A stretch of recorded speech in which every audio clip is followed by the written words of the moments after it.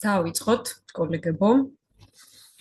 დღეს არის პირველი მოხსენება, ჩვენ გამოვიდა ისე, რომ კარტელების სეზონს ხსნით და დღეს წარმოგიდგენთ პერვერსიის საკითხს ფროიდთან.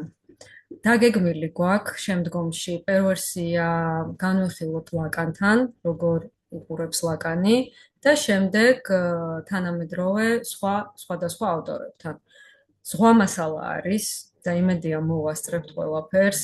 გვაქვს სურვილი, რომ ოქტომბერში კონფერენციაზე გავიტანოთ ეს საკითხი, მაგრამ შევხედოთ როგორ წავა შემდეგი თვეები.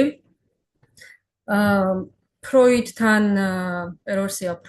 განვიხილეთ ნაშრომები 3 ესე, ნაცემი ბავშვი, ინფანტილური გენიტალური ორგანიზაცია, ტოლვის ბედი, მაზოხიზმის ეკონომიური პრობლემა, ფეტიშიზმი და ეგოს ხლეჩა. დღეს დავიწყებ მე 3 ესეთი და მეორე ნაწილს მაია მინაშვილი გააგრძელებს ფეტიშიზმთან დაკავშირებით და ხვალ ელენე დაგვანცა დანარჩენ საკითხებს. ეგოს ხლეჩასაც მიგანიხილა. ეგოს ხლეჩასაც. ხო, რეალურად ხო, ორივე ფეტიშიზმთან დაკავშირებული. მაგრამ სანამ გადავალ 3 ესეზე, გავაკეთებ არც თუ ისე პატარა შესავალს ზოგადად პერვერსიებზე. როგორ არის საერთოდ ეს ტერმინი საიდან მოდის, მოკლედ ვიტყვი ძალიან, სხვადასხვა ავტორები როგორ უყურებენ ამას, რასაც შემდგომში შემდეგ შეხვედრებზე უკვე განმოვცობს და უფრო დაწვრილებით განვიხილავთ. დავიწყებ უშუალოდ ტერმინის მიმოხილვით. ტერმინი პერვერსია მომდინარეობს ლათინური სიტყვიდან pervertere, რაც ნიშნავს შებრუნებას, გადაბრუნებას. 1798 წელს იყენებს ფილიპ პინელი, როგორც მორალური სიგიჟე, folie morale, იმის აღსანიშნავად, რასაც ჩვენ დღეს პერვერსიას უწოდებთ. 1835 წელს კი პრიჩარტი იყენებს ტერმინს მორალური შეურაცხადობა, moral insanity. ეს ტერმინი პირველად საფრანგეთში, უშუალოდ პერვერსია, ამჟამინდელი ფსიქოლოგიური მნიშვნელობით 1882 წელს გამოჩნდა შარკოსა და მაგდანის ნაშრომში სახელწოდებით გენიტალური გზნობის ინვერსია და სექსუალური პერვერსიები, რაც კონკრეტულად ფეტიშისტური პერვერსიების შემთხვევებს ეხებოდა. შემდგომ კრავთებინგი 1886 წელს შეკრებს და დააკლასიფიცირებს თავის ნაშრომში ფსიქოპათია სექსუალის, სადაც მათ მიაწერს დეგენერაციული ფორმის არსებობა. სხვა სიტყვებით, მემკვიდრეობის ნევროლოგიურ დარღვევას, რომელიც სექსუალურ სფეროში ვლინდება და რომლის მიმართაც სუბიექტი რეალურად ვერ არის პასუხისმგებელი. უშუალოდ ტერმინი სექსუალური პერვერსია 19 საუკუნის ბოლოს ფსიქიატრებმა შემოიღეს, რაც აღნიშნავს სექსუალური პრაქტიკის განსაკუთრებულ უჩვეულო ფორმას, რომელიც ამასთანავე უკიდურესად მრავალფეროვან ფორმებს იღებს. 19 საუკუნის მიწურულს კი ფროიდი იწყებს უკვე ზოგადად სექსუალურ საკითხებზე მუშაობას და შემდგომ 1905 წელს გამოიცემა 3 ესეს პირველი რედაქცია, პირველი გამოცემა. 1970-იან წლებში ფროიდის მერე რეალურად ფსიქოანალიტიკოსებს შორის პერვერსიის ცნებაზე გაჩნდა აზრთა სხვადასხვაობა. ზოგი მათგანი ზღუდავს ცნებას, მაგალითად სტოლერი პერვერსიაში ხედავს სიძულვილის ეროტიკულ ფორმებს. სხვა ეძახის როგორც ნეოსექსუალობა, ესე განიხილავს. მაგალითად, ერთ-ერთი ავტორი ცდილობს აჩვენოს მისი ყოვლის მომცველობა როგორც კლინიკაში, ასევე კულტურაში. სხვები კი უფრო შორს მიდიან და თავად ცნებას უარყოფენ. მაგალითად, ბარანდე მიიჩნევს, რომ ტერმინი პერვერსია არ უნდა იქნეს გამოყენებული კონკრეტული ერთეულის აღსანიშნავად, რადგან იგი შეესაბამება სურვილის იმ განზომილებას, რომელიც ყველა ადამიანისთვის საერთოა. ჟერარ ბონე აღნიშნავს, რომ დღევანდელობაში პროცესი კიდევ უფრო შორს წავიდა. ტერმინი პერვერსია საერთოდ გაქრა საერთაშორისო კლასიფიკაციით. იდან. რეალურად მეც რო გადავხედე, რაც ფსიქიატრიულ კლასიფიკაციებში არის sexual deviation, ესეთი ფორმით არის აღნიშნული, რაც რეალურად მართლა ვიწრო გაგება არის ამ საკითხის. შემდგომ ლაკანიანური ინსპირაციის მქონე მკვლევარებმა საპირისპირო მომართულება აიღეს და პერვერსია განიხილეს როგორც სტრუქტურა ნევროზისა და ფსიქოზის გვერდით. 1967 წლის ძალიან მნიშვნელოვანი ნაშრომი არის პერვერსიაზე, სურვილი და პერვერსია, ასე ქვია, და მისი ერთ-ერთი ავტორის ჟან კლევრელის შეხედულებებს მოგვიანებით გაგაცნობთ. მოკლედ, რა თქმა უნდა, რასაც მე შევეხებით უფრო დაწვრილებით. და მისი ერთ-ერთი ავტორი ხო, მათ შორის ამ წიგნში სურვილი და პერვერსია აქცენტი კეთდება კასტრაციის უარყოფაზე, ანუ ამის გარშემო არის განხილული და გაგებული ეს საკითხი ზოგადად, კასტრაციის უარყოფა, ეგოს ხლეჩა, კანონისა და იდეალების გამოწვევა. ერთ-ერთი თანაავტორი აქ ოლანიე საუბრობს პერვერსიულ ქალზე, რომლისთვისაც პერვერსია არის სიამოვნების ერთადერთი შესაძლო წყარო. თუმცა, რამდენიმე წლის შემდეგ გრანოფი და პერიე, ეს ავტორები გახსოვთ გვხვდება ლაკანის წიგნში რო გავიარეთ, 1969 წელს ამტკიცებენ, რომ ფემინური პერვერსია მკაცრი მნიშვნელობით არ არსებობს. ისინი ამ დებულებას ამყარებენ ფალოსთან მიმართებაში, ისევე როგორც ამას ჟაკ ლაკანი იზიარებს. ამ კვლევებში და მათ შემდგომ განვითარებაში პერვერსია არა მხოლოდ ინარჩუნებს იმ ადგილს, რომელიც მას ფროიდმა მიანიჭა, არამედ შეესაბამება ზუსტ სტრუქტურას.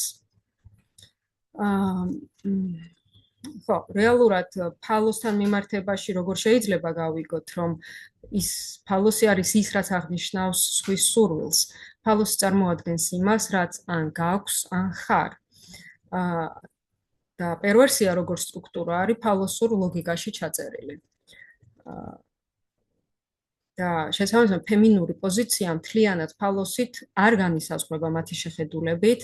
ქალი მოაზრებული არის როგორც არა ყველა პატუ ფალოსურ ფუნქციაში. მას აქვს ცდომა სხვა ტკბობაზე, რომელიც ფალოსურ ლოგიკას ცდება. ამიტომ თუ პერვერსია ფალოსის სპეციფიკურ თამაშზეა აგებული და თუ ქალური პოზიცია არ ექვემდებარება მთლიანად ფალოსს, მაშინ ფემინური, უშუალოდ ფემინური პერვერსია როგორც სტრუქტურული გაგება არ არსებობს. ჟან კლევრერი აღნიშნავს, რომ პერვერსიული სტრუქტურის ცნების წყალობის სცილდება აღწერითი ნოზოლოგიის მიერ მისთვის მინიჭებულ ვიწრო ჩარჩოს და აღნიშნავს ხაზს უსვევს სტრუქტურულ მთლიანობას.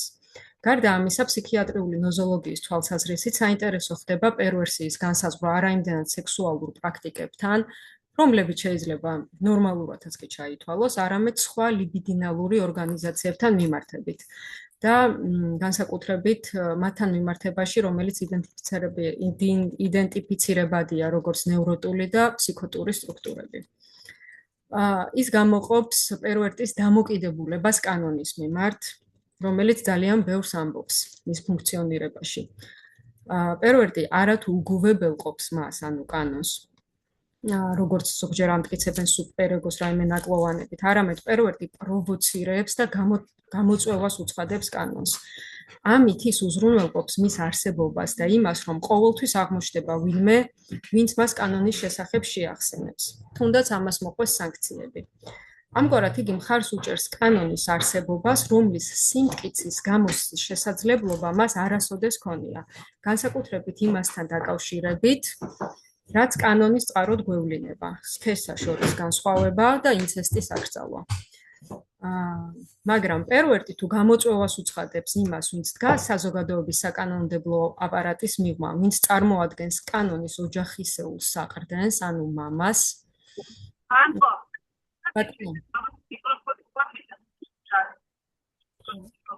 არის მის გურანდა? არის მის ჩემი ხმა კარგად? ვერ გავიგე. ანკო ისმის ჩვენთან, ხელა გურანდას მიკროინოს აქვს პრობლემას ფიქრებს. ანუ ისმის, კი ბატონო.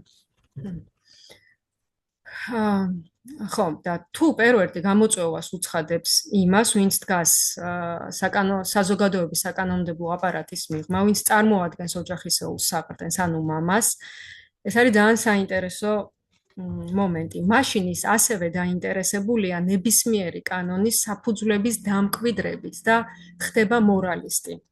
მას მოყავს მარკიზ დე სადი, რომელიც არის მთადაგებელი და ყოველი პერვერტი სიამოვნებით აღმოაჩენს განმანათლებლის და ინიციატორის მოწოდებას.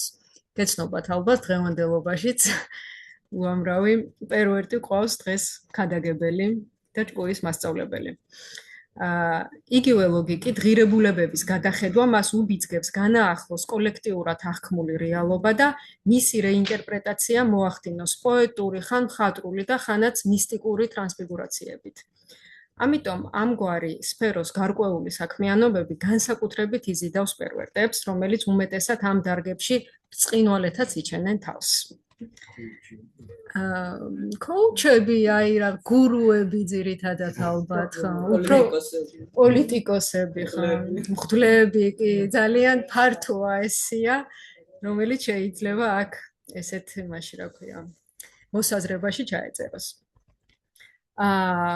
კლაურელერი ასევე აღნიშნავს პერვერსიაში ტკბობის მიერ დაკავებულ გამორჩეულ ადგილს, რომელსაც ზოგჯერ კომპულსიურად ეძებენ, არა როგორც თვითმიზანი, არამედ უპირველეს ყოვლისა, ეს პერვერტისთვის წარმოადგენს ექსტრემალურ გამოცდილებას, რომელიც ავარაუდოდ იმუნურია მოტყუების მიმართ და ამგვარად წარმოადგენს რეალობის ნამდვილ გამოცდას.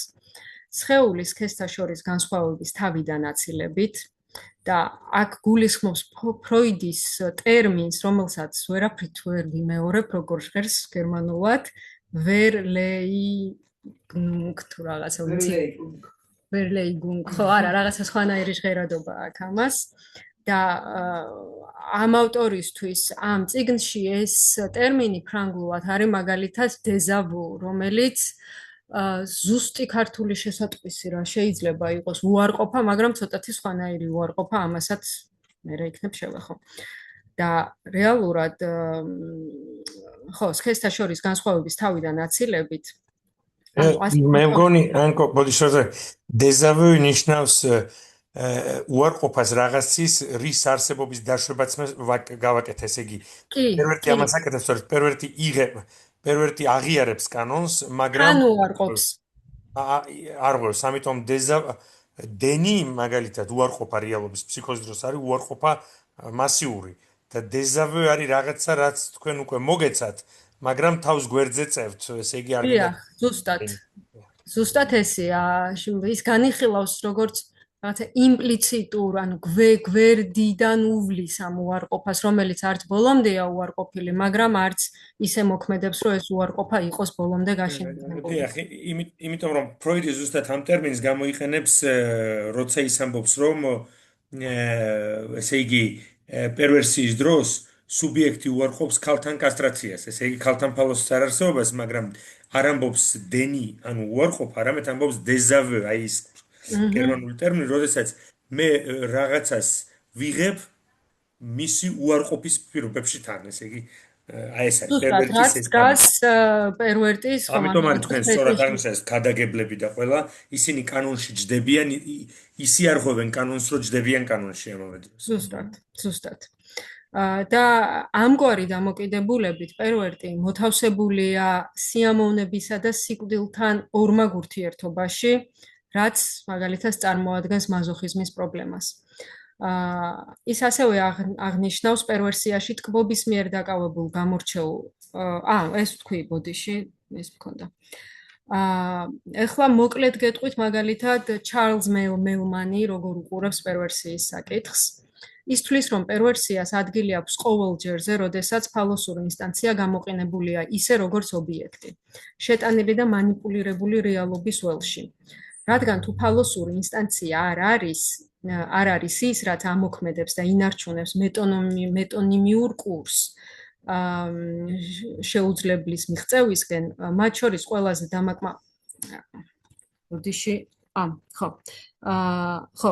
რადგან თუ ფალოსური ინსტანცია არ არის ის, რაც მოქმედებს და ინარჩუნებს მეტონიმიურ კურსს შეუძლებლის მიღწევისკენ, მათ შორის შეიძლება იყოს ხო ყველაზე დამაკმაყოფილებელ სექსუალურ აქტში კი პერვერსიის შემთხვევაში ამ დეფიციტის აღდგენისა და მკურნალობის ოპერაცია თითქოს შესაძლებელია რეალობის ველში უფრო დამაკმაყოფილებელი ტკბობის მატარებელი ობიექტის შეყვანით. რა არის ეს ობიექტი? თუ არა მამაკაცის ორგანო. მაგრამ იმ დისპოზიციით, რომ იგი რეალობის ველში უკვე აღარ შეიყვანება როგორც დანაკარგს მიმსგავსებული სამბლან, არამედ როგორც მეტკბობასთან გაიგივებული. ანუ ის, რაც ფანტაზმის ქმედებით უნდა დაკარგულიყო და დაშორებულიყო თავდაპირველ ტკბობას, რეალობის ველში შეყვანილია როგორც შეუდარებელი ტკბობის მომტანი ობიექტი. სხვა სიტყვებით რომ ვთქვათ, მელმანი აღწერს, რომ პერვერსიის ეკონომიაში სუბიექტი ცდილობს ფალოსური დანაკარგის, ანუ კასტრაციის შედეგის კომპენსირებას, რისთვისაც რეალობაში აწარმოებს სრული ტკბობის მომტან ობიექტს. ასეთი ჩამნაცვლებელი ობიექტი წარმოადგენს პერვერსიის ეკონომიის ბირთვს. ანუ იქმნება ისეთი ობიექტი, რომელიც არ განიცდის სიმბოლურ ნაკადს, უნდა იყოს ყოველთვის ახლოს. სუბიექტი მუდმივად ამოწმებს, არის თუ არა ობიექტი კვლავ იქ. ანალოგიური ინვესტიციის საგანი შეიძლება გახდეს ნებისმიერი სხვა ობიექტიც, რომელიც თავისი ფიზიკო-ქიმიური თვისებებით და უკვე ნაკლებად წარმოსახვითი მექანიზმებით შეუძლია დაძაბულობის სედაცია და ერთგვარი დამშვიდება. ეს შეიძლება იყოს ალკოჰოლი, ეს შეიძლება იყოს ნარკოტიკი და ნებისმიერი დღევანდელობის ის ყველაფერი, რაც ჩვენს ხელთ გვაქვს, მათ შორის ჩემი აზრით ეს შეიძლება იყოს იგივე წარმატებით სოციალური ქსელები, TikTok-ის სკროლვა, ყველაფერი, რაც დღეს ჩვენთვის არის ხელმისაწვდომი ერთ წამში. Smartphone-ი, კი. ანუ რეალურად ეს ავტორი უფრო აფართოვებს პერვერსიის ცნებას და მაინც და მაინც მხოლოდ სექსუალურ პერვერსიებზე არ აკეთებს აქცენტს. მელმანს აქვს წიგნი კაცი მომსანგავი აღარ მახსოვს. ესე იგი ადამიანი ეს ძალიან მაგალითი ადამიანი გრავიტაციის გარეშე. გრავიტაციის გარეშე, დიახ. ეს იყო მელმანის ჟან-პიერ ლებრონმა გამოკითხა ის ინტერვიუები და მე ეს დაიბეჭდა. იქ წერს. და ჟან-პიერ ლებრანს აქვს დაწერილი წიგნი, რომელიც არის Unknown Sun Limit, ქართულად როგორ იქნება სოფლიო საზღვრების გარეშე და 2020-ში მან გამოსცა მეორე წიგნი Unknown Sun Limit 25 წლის შემდეგ, ესეთი სახელწოდება აქვს და ამ წიგნში ის განიხილავს შემდეგს. ამასაც ძალიან მოკლედ ვიტყვი, რა თქმა უნდა, ამას ახლა მე შემდგომში წარმოგიდგენთ, გვექნება იმედი ადრო რომ შევეხოთ ამასაც. თავის ნაშრომში ფროიდმა დაგვანახა ის წერს ბავშვის პოლიმორფული პერვერსიის არსებობა. დღეს ჩვენ ვხედავთ ამ პოლიმორფული პერვერსიის შენარჩუნებას ბავშვობის პერიოდის მიღმაც. იგი განაგრძობს არსებობას ზარსულ ასაკშიც, აყალიბებს და აორგანიზებს მის არსებობას. სწორედ ამას უწოდა მან ჩვეულებრივი პერვერსია, perversion ordinaire, რომელიც ხშირად წარმოშობს პერვერსიული იერის მქონე კლინიკურ სურათებს, მაგრამ რა თქმა უნდა, ყოველთვის ეს არ ნიშნავს იმას, რომ საქმე გვაქვს პერვერსიასთან, სუბიექტთან. დღეს კი ვფიქრობ ის იძახის, რომ მიზანშემწონილი ხომ არ იქნებოდა იმის იდენტიფიცირება, რომ პერვერსიის კიდევ ერთი ფორმა შეიძლება ჩნდებოდეს. პერვერსია ნორმის გარეთ და არა უბრალოდ პერვერსია ნორმის წინააღმდეგ მიმართული. ავტორს მოყავს ფროიდის სიტყვები კონფერენციიდან შესავალი ფსიქოანალიზი. ეს რომელი ავტორია უკვე? ჟან-პიერ ლებრანზე ვთქვი. ჟან-პიერ ლებრან.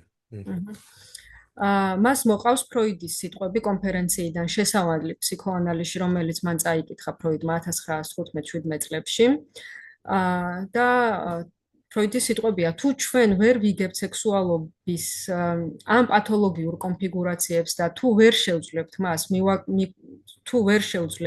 მათ მიკუთვნებას ნორმალურ სექსუალურ ცხოვრებასთან, მაშინ ჩვენ ვერც ნორმალურ სექსუალობასაც გავიგებთ. და აღნიშნავს, რომ ფროიდის ამ სიტყვებით პერვერსიული სექსუალობა შორს არის არანორმალურობისგან და ავლენს სექსუალობის ჭეშმარიტებას.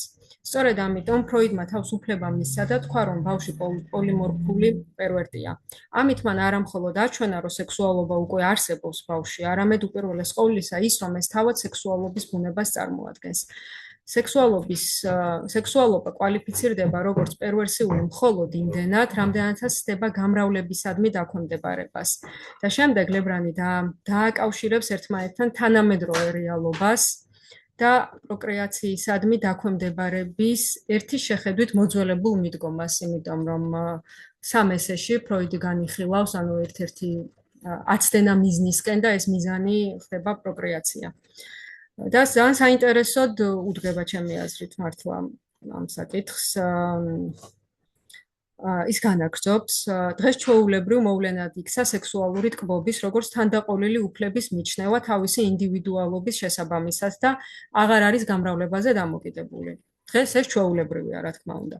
ამ ევოლუციის შედეგი ლოგიკურია. გუშინდელი პერვერსია მოძველდა, ან მეტიც, საერთოდ გაქრა, რადგან ფროიდის მიხედვით მას განსაზღვრავდა პროკრეაციული საჭიროებებისადმი მისი დაქვემდებარება.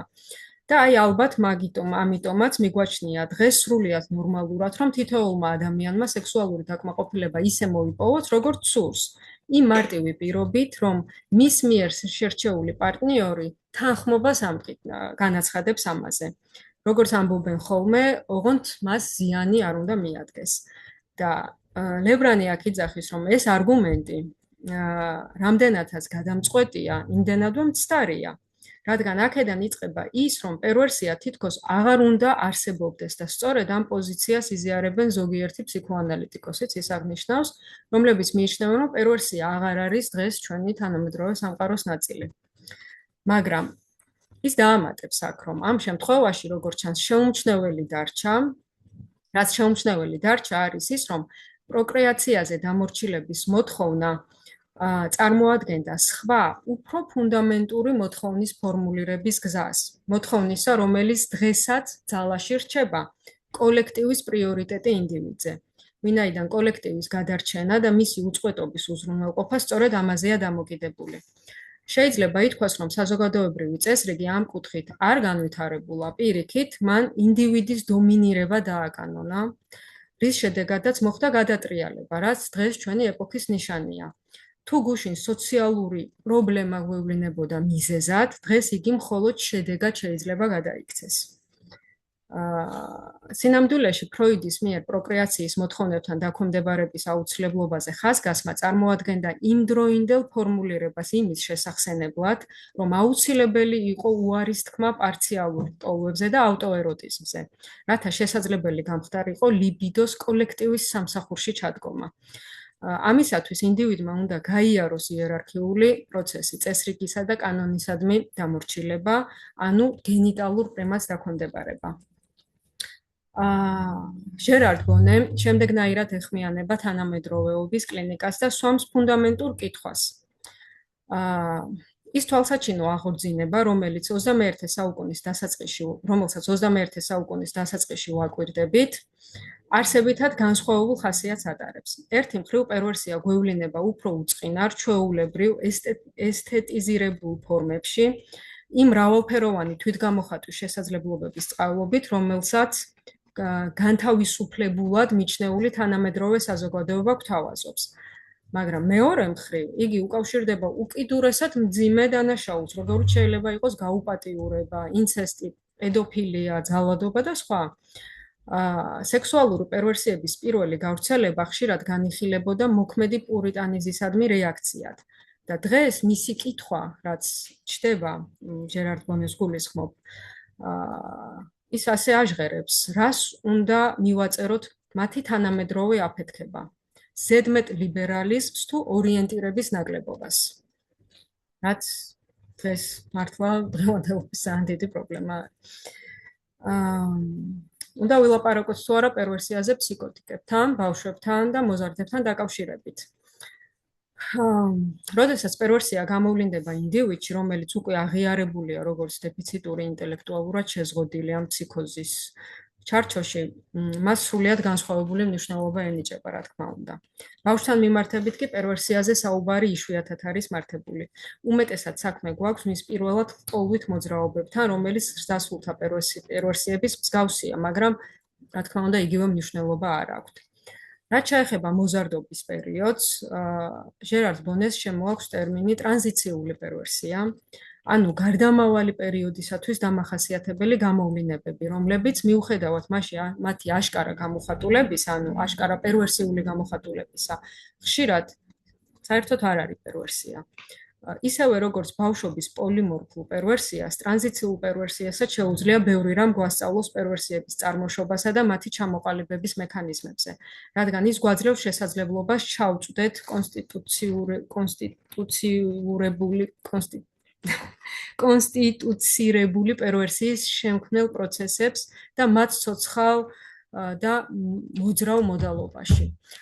ეს ტრანზიციული პერვერსია რეალურად კლინიკაშიც, კლინიკურ პრაქტიკაშიც, ვისაც გვაქვს კლინიკური პრაქტიკა მართლა დაიკვირვება და აქ ჩემი აზრით ეს დაიკვირვება ტრანზიციული პერვერსიის ეტაპი ზრდასრულ ადამიანებთანაც, რომლებიც ფსიქიკური მოზარდობის პერიოდს გადიან ზრდასრულ ასაკში და აქ მნიშვნელოვანი არის გავავლოთი ზღვარი, რომ არ მივიჩნიოთ პერვერსიად ის, რაც შეიძლება შემდგომ შეიცვალოს და არ დარჩეს მართლა პერვერსიად. ხო, ეს იყო ესეთი მოკლე მიმოხილვა პერვერსიასთან დაკავშირებით და როგორც თქვი, ამას შემდგომ განვავრცობთ და დაწვრილებით ვისაუბრებთ შემდგომ ჩვენს შეხვედრებზე.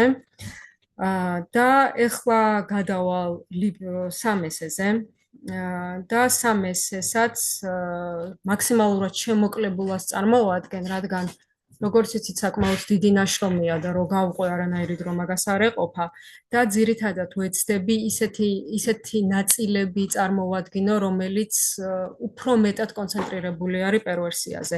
რა თქმა უნდა, ყველაფერი ერთმანეთთან დაკავშირებულია, მაგრამ სამწუხაროდ ამის დრო არ არის ახლა. მით უმეტეს მაიას უკვე განხილული აქვს 3 ესე უკვე სამკითხველო ჯგუფში და საჭიროც აღარ არის.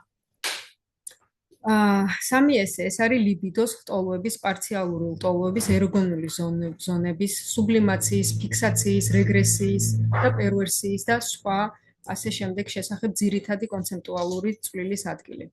ეს ნაშრომი პირველად გამოიცა 1905 წელს, მეორე გადამუშავებული და გაფართოებული გამოცემა გამოვიდა 1910 წელს, მესამე 1915 წელს, მეოთხე 1920 წელს, მეხუთე 1922 წელს და ბოლო ვერსია 1924 წელს. ეს ეხება სექსუალობის ბუნებას და მის ადგილს ბავშვობაში. ის აჩვენებს არა მხოლოდ ზრდასრული სექსუალობის ინფანტილურ ფესვებს, არამედ უფრო რადიკალურად ადამიანური სექსუალობის ინფანტილიზმს, რაც სექსუალობის სხვა განმარტებას გულისხმობს. ფროიდი იტყვის, რომ სწორედ ისტერიაზე კვლევებმა შეადგინა ფსიქოანალიზის დასაწყისი. ეროგენული ზონების ცნება პირველად უკვე 1896 წლის 6 დეკემბრის ფლისისთვის მიწერილ წერილში ჩდება. შემდეგ, სწორედ 1897 წლის ბოლოს უარს ამბობს ფროიდი თავის ნევროტიკებზე და ახორციელებს გადამწყვეტ მოტრიალებას. 21 სექტემბრის წერილში ის უკვე აღნიშნავს მუდმივ იმედგაცრუებას ანალიზის ბოლომდე მიყვანის მცდელობებში. ისევე როგორც გაკვირვებას იმით, რომ თითქოს ყველა შემთხვევაში მამა უნდა ჩავთვალოთ პერვერტად, ჩემი მამის ჩათვლით. და პერვერსიული მამების რაოდენობა იმდენი გამოდიოდა, რომ ეფექტური სედუქციის ჰიპოთეზა ძალზე სუსტი ხდებოდა. შემდეგ ხო ის იძახის გარკვეული დაკვირვება, რომ არაცნობიერში რეალობის არანაირი ნიშანი არ არსებობს, ამიტომ შეუძლებელია განვასხვაოს სიმართლე და ფიქცია, რომელიც აფექტით არის მოცული. და ბოლოს, ყველაზე ღრმა ფსიქოშიც კი არაცნობიერი მეხსიერება არ ირღვევა. 15 ოქტომბრის წერილში ფროიდი განიხილავს თვითანალიზის პროგრესს და ახსენებს ოიდიპოსის კომპლექსის აღმოჩენას. ამ დროისთვის მისი სექსუალობის მთელი თეორია თითქმის დასრულებული იყო. ამრიგად, ისტერიულების მიერ განცდილი ცუნების სცენები ფანტაზმურია და ეს ფანტაზმები გამოჩნდება განცდილი გამოცდილებისა და მოსმენილი არაცნობიერის ერთობლიობის მეშვეობით. თუმცა როგორც ჩანს ფროიდი გარკვეული დროის განმავლობაში ყოყმანობდა ინფანტილური სექსუალობის თეორიის დასრულებამდე, რადგან 1899 წლის 11 ოქტომბერს ფლის მისწერა. Რაღაც უცნაურად მუშაობს ქვემოთ. სექსუალობის თეორია ძალიან მალე უნდა მოყვეს სიზმრების შესახებ წიგნს. 27 ოქტომბერს კი წერს, თუ სექსუალობის თეორიაში რამე ისევ დაიწყებს მოძრაობას, მე კვლავ გაგაოცებ რამდენიმე ენიგმატური სტრიქონით. და მართლაც 3 თვის შემდეგ 1900 წლის 26 იანვარს კვლავ ფლის წერს, სექსუალობის თეორიებისთვის ჩვენ ვაგროვებთ მასალას და ველოდებით მის აალებას ნაპერწკლით. ამ წერილებსა და 3 ესეს გამოქვეყნებას შორის ჩვენ შეგვიძლია შევაფასოთ ის დრო, რაც ფროიდს დასჭირდა იმის ასაღიარებლად, რაც მასში ბუნდოვნად მოქმედებდა. ამ გზამ მას საშუალება მისცა ინფანტილური სექსუალური ტრავმები ჩაენაცვლებინა სექსუალობის ინფანტილიზმით, რაც შემდეგ წარმოადგინა კიდეც მოგვიანებით. ფროიდი 3 ესეში უარყოფს იმ დროისთვის გავრცელებულ შეხედულებას, რომ პერვერსია წარმოადგენს დეგენერაციის ან კონსტიტუციური დეფექტის შედეგს. იგი მათ წარმოშობას ბავშვობაში ფსიქოსექსუალური განვითარების დონეზე ეძებს. ფროიდი სექსოლოგების მიერ აღწერილ გადახრებს განიხილავს ნორმასთან, ანუ ნორმალურ სექსუალობასთან მათი მიმართების კუთხით. ამის საფუძველზე მას შემოაქვს შემდეგი განსხვავება. პერვერსია შეიძლება იყოს გადახრა სექსუალურ ობიექტთან მიმართებაში, ანუ ვისკენ არის მიმართული ლტოლვა, ან გადახრა სექსუალურ მიზანთან დაკავშირებით. სექსუალურ ობიექტთან მიმართებით გადახრაში ფროიდი გამოყოფს ბისექსუალობის როლს ადამიანის ფსიქიკაში. ის სვავს კითხვას თუ რა ფაქტორები უბიძგებს ზოგიერთ ადამიანს ჰომოსექსუალური ობიექტის არჩევისკენ, როდესაც ზოგიერთი ჰეტეროსექსუალური ობიექტის არჩევისკენ იხრება. ფროიდი ამ კითხვას ბისექსუალობით გასცემს პასუხს. თუ ფლისმა ბიოლოგიურ ბისექსუალობას გაუსვა ხაზი, ფროიდი იყო პირველი, ვინც ეს ცნება ფსიქოლოგიურ დონეზე გამოიყენა იმ პოსტულირებით, რომ მასკულინური და ფემინური მიდრეკილებები ბავშვობიდან თანაარსებობენ ყველა ინდივიდში. ისე რომ ობიექტის საბოლოო არჩევანი დამოკიდებულია ერთი მიდრეკილების უპირატესობაზე მეორეს. შემდეგ ფროიდი განიხილავს საკითხს სექსუალური მიზნის მიმართ გადახრების მიმართებით, რომლებშიც სექსუალური ლტოლვა სხვადასხვა კომპონენტებად იშლება. ამ კომპონენტებს იგი პარციალურ ლტოლვებს უწოდებს. პარციალურ ლტოლვებს სექსუალურ აღზნების წყაროთ აქვთ ეროგენული ზონა, რის შემდეგაც პერვერსიები ეფუძნება ინფანტილური წარმოშობის ერთი პარციალური ლტოლვის დომინაციას. პარციალური ლტოლვები, კონცეფცია, რომელიც ფროიდმა პირველად შემოიღო, ყველაზე ხშირად საპირისპირო წყვილებში ჩნდება.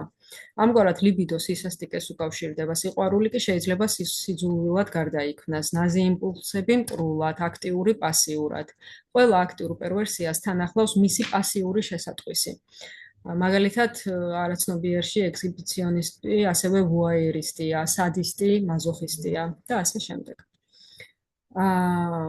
ფროიდი განაცხადებს, რომ ნევროზი წარმოადგენს პერვერსიის ნეგატივს.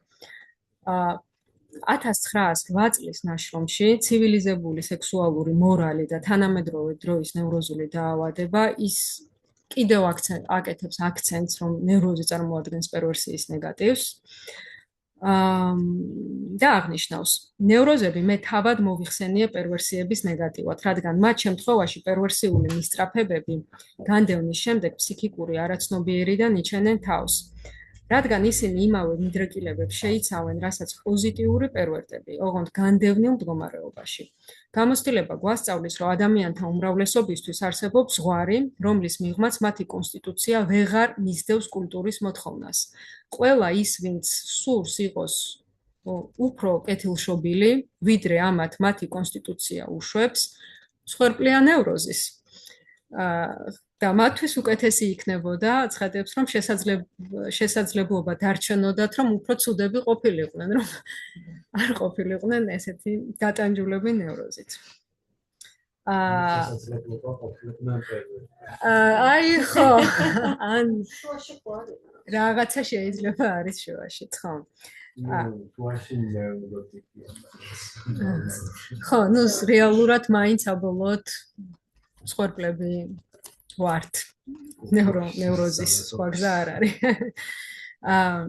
ამ ფორმულირებაზე ალენ ვან იეიძახის ფრანგულ გამოცემას აქვს მისი ძალიან ვრცელი და საინტერესო შესავალი და ის აღნიშნავს, რომ ამ ფორმულირებას, ანუ ნევროზი არის პერვერსიის ნეგატივი, მხოლოდ ერთი მიმართულება აქვს.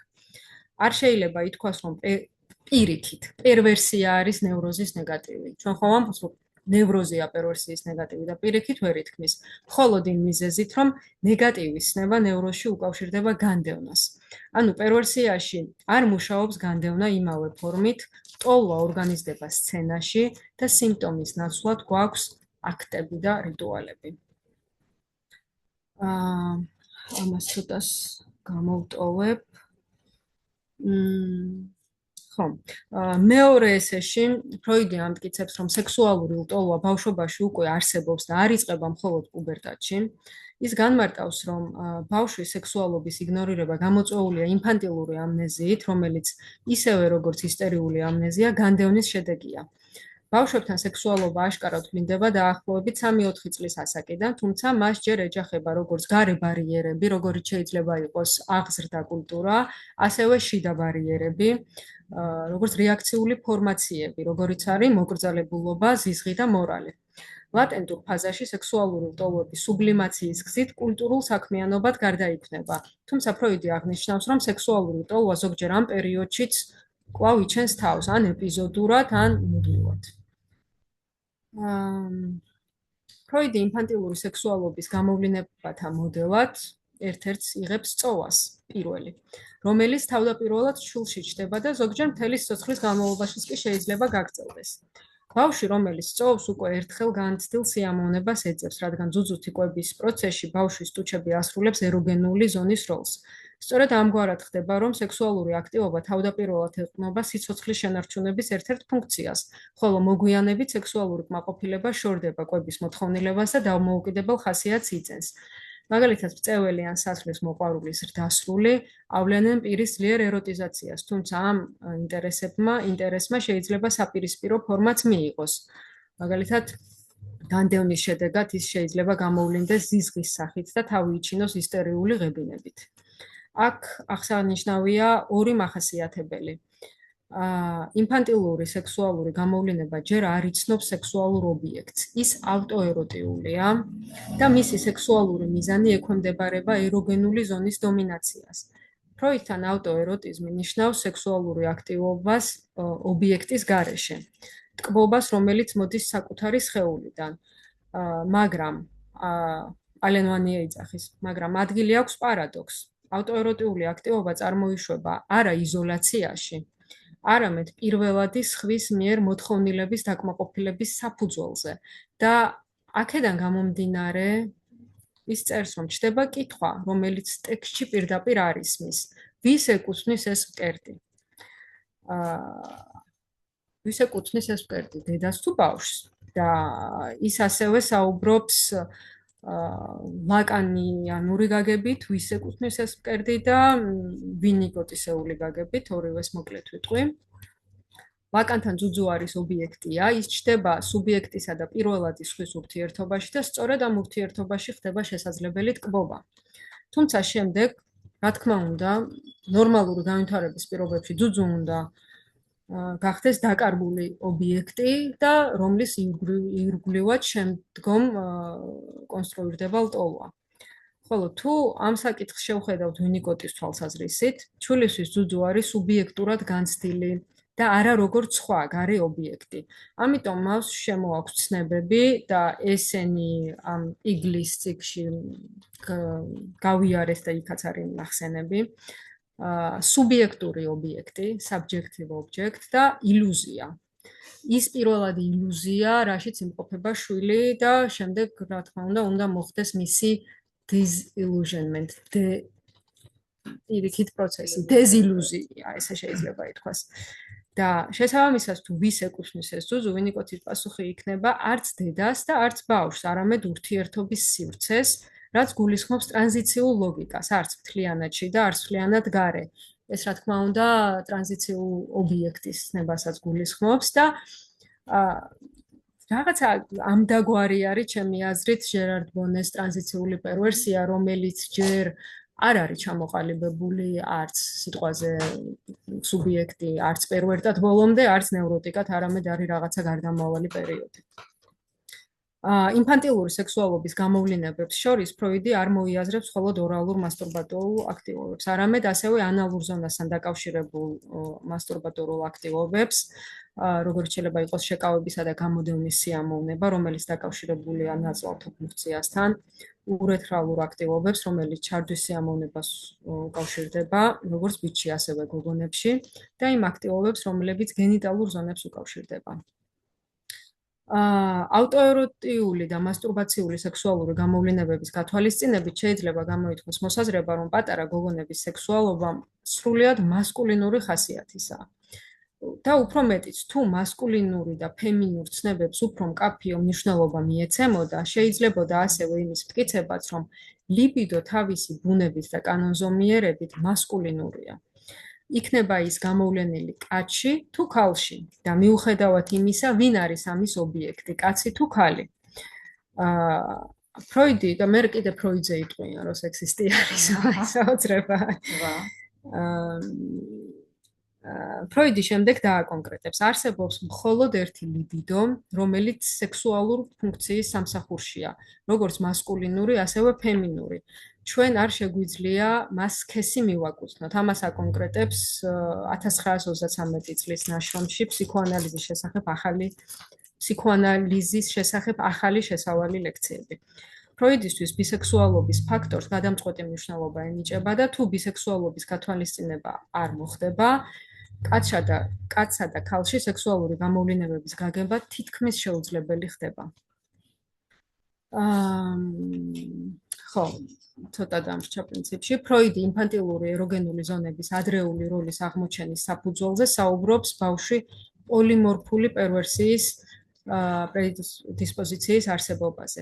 ეს ნიშნავს, რომ ადრეულ ასაკში ბავშვის სხეულის სხვადასხვა ნაწილი განსაკუთრებით გრძნობიარეა ეროტიზაციის მიმართ და სექსუალობა ჯერ არ არის დაქვემდებარებული გენიტალურ ორგანიზაციას.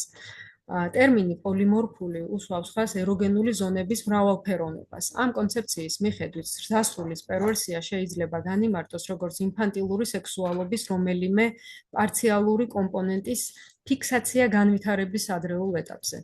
თუმცა ფროიდი ხაზგასმით აღნიშნავს, რომ ეს არ ნიშნავს ბავშვის პერვერსიულობას ზრდასრული გაგებით, ასე ვთქვათ. საბოლოოდ კლავრელი აღნიშნავს ასევე, რომ მხოლოდ განდევნის და სუბლიმაციის პროცესები უწყობს ხელს მის თანდათანობით პრივილეგირებულ და თუნდაც ექსკლუზიურ გენიტალურ ეროტიზაციას. ნევროზი აიხსნება პარციალური ლტოლვის ჭარბი განდევნის შედეგით, მაშინ როცა პერვერსიები იქნებოდა ამავე პარციალური ლტოლვების მოქმედებაში გადატანა, იმ ლტოლვებისა, რომელიც ჩვეულებრივ არაცნობიერი უნდა დარჩენილიყო. ფროიდთან არსებობს სამი დიდი კონცეფცია, რომლებიც მან გამოყო როგორც პერვერსიის სპეციფიკური ნიშნები.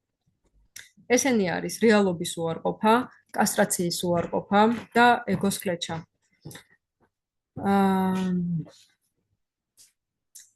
ხო, აი აქ ზუსტად ეგ მაქვს ჩანიშნული, რაც უარყოფას ეხება, აი რაზეც ზემოთ ვისაუბრე, დეზავუ ტერმინი, რომელიც არ ვლინდება აშკარა დისკურსში.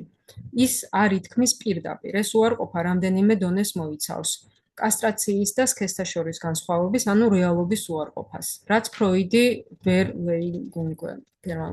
გერმანული სიტყვას გამოიყენებს ამის აღსანიშნავად. ხო, ფროიდი ამ დაპირისპირების გასაღებს გვაძლევს ისევ თავის ნაშრომში ფეტიშიზმის შესახებ, რომელზეც მაია ისაუბრებს. და ეგოს კლეჩაში. ხო, აქ მოკლედ ვიტყვი, რასაც აღნიშნავს, რომ არასასურველი ახმის ეწოლასა და საწინააღმდეგო სურვილის ძალას შორის კონფლიქტში მიიღწევა კომპრომისი, რომელიც მხოლოდ მაშინ არის შესაძლებელი, როცა აზროვნებას არაცნობიერი კანონები მართავს, ანუ პირველადი პროცესები. პირველადი პროცესი ცდილობს გაათავისუფლოს აღზნება და მის მიერ დაგროვებული რაოდენობით დაარსოს აღქმის იდენტურობა. მაშინ, როცა მეორადმა პროცესმა ამ მიზანზე უარი თქვა და სხვა მიზნით ჩაანაცვლა, მოიპოვოს აზრის იდენტურობა. ანუ რეალურად პირველადი პროცესი არის სურვილის პირდაპირი გზა, მეორადი პროცესი შეგვიძლია მოვიაზროთ როგორც აზროვნებისა და რეალობის მექანიზმი. და აქედან გამომდინარე, აი ეს ორი ტერმინი, დეზავუ და დენეგაცია, ერთმანეთთან ისეთივე მიმართებაშია, როგორც პირველადი პროცესები მეორად პროცესებთან. ხო, ფროიდმა შემდეგ ინფანტილურ გენიტალურ ორგანიზაციაში, რომელიც შემდგომი წლების ნაშრომი არის, პრინციპში აღარ ვილაპარაკებ, იმიტომ რომ მე შემდეგ ჩაამატა, ხო, და ხო.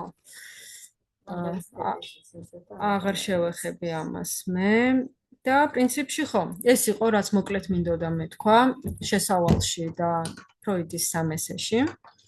და თუ ვინმეს გაქვთ კითხვები, კომენტარები, შეგიძლიათ დავსვათ, სანამ მაია გააგრძელებს.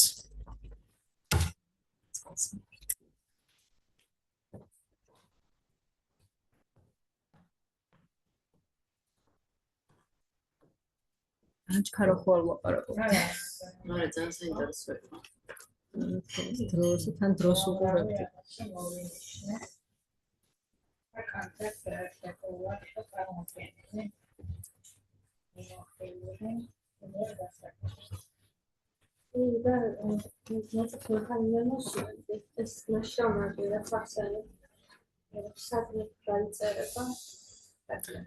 ხო, სხვათა შორის ვეცდები, რომ ამას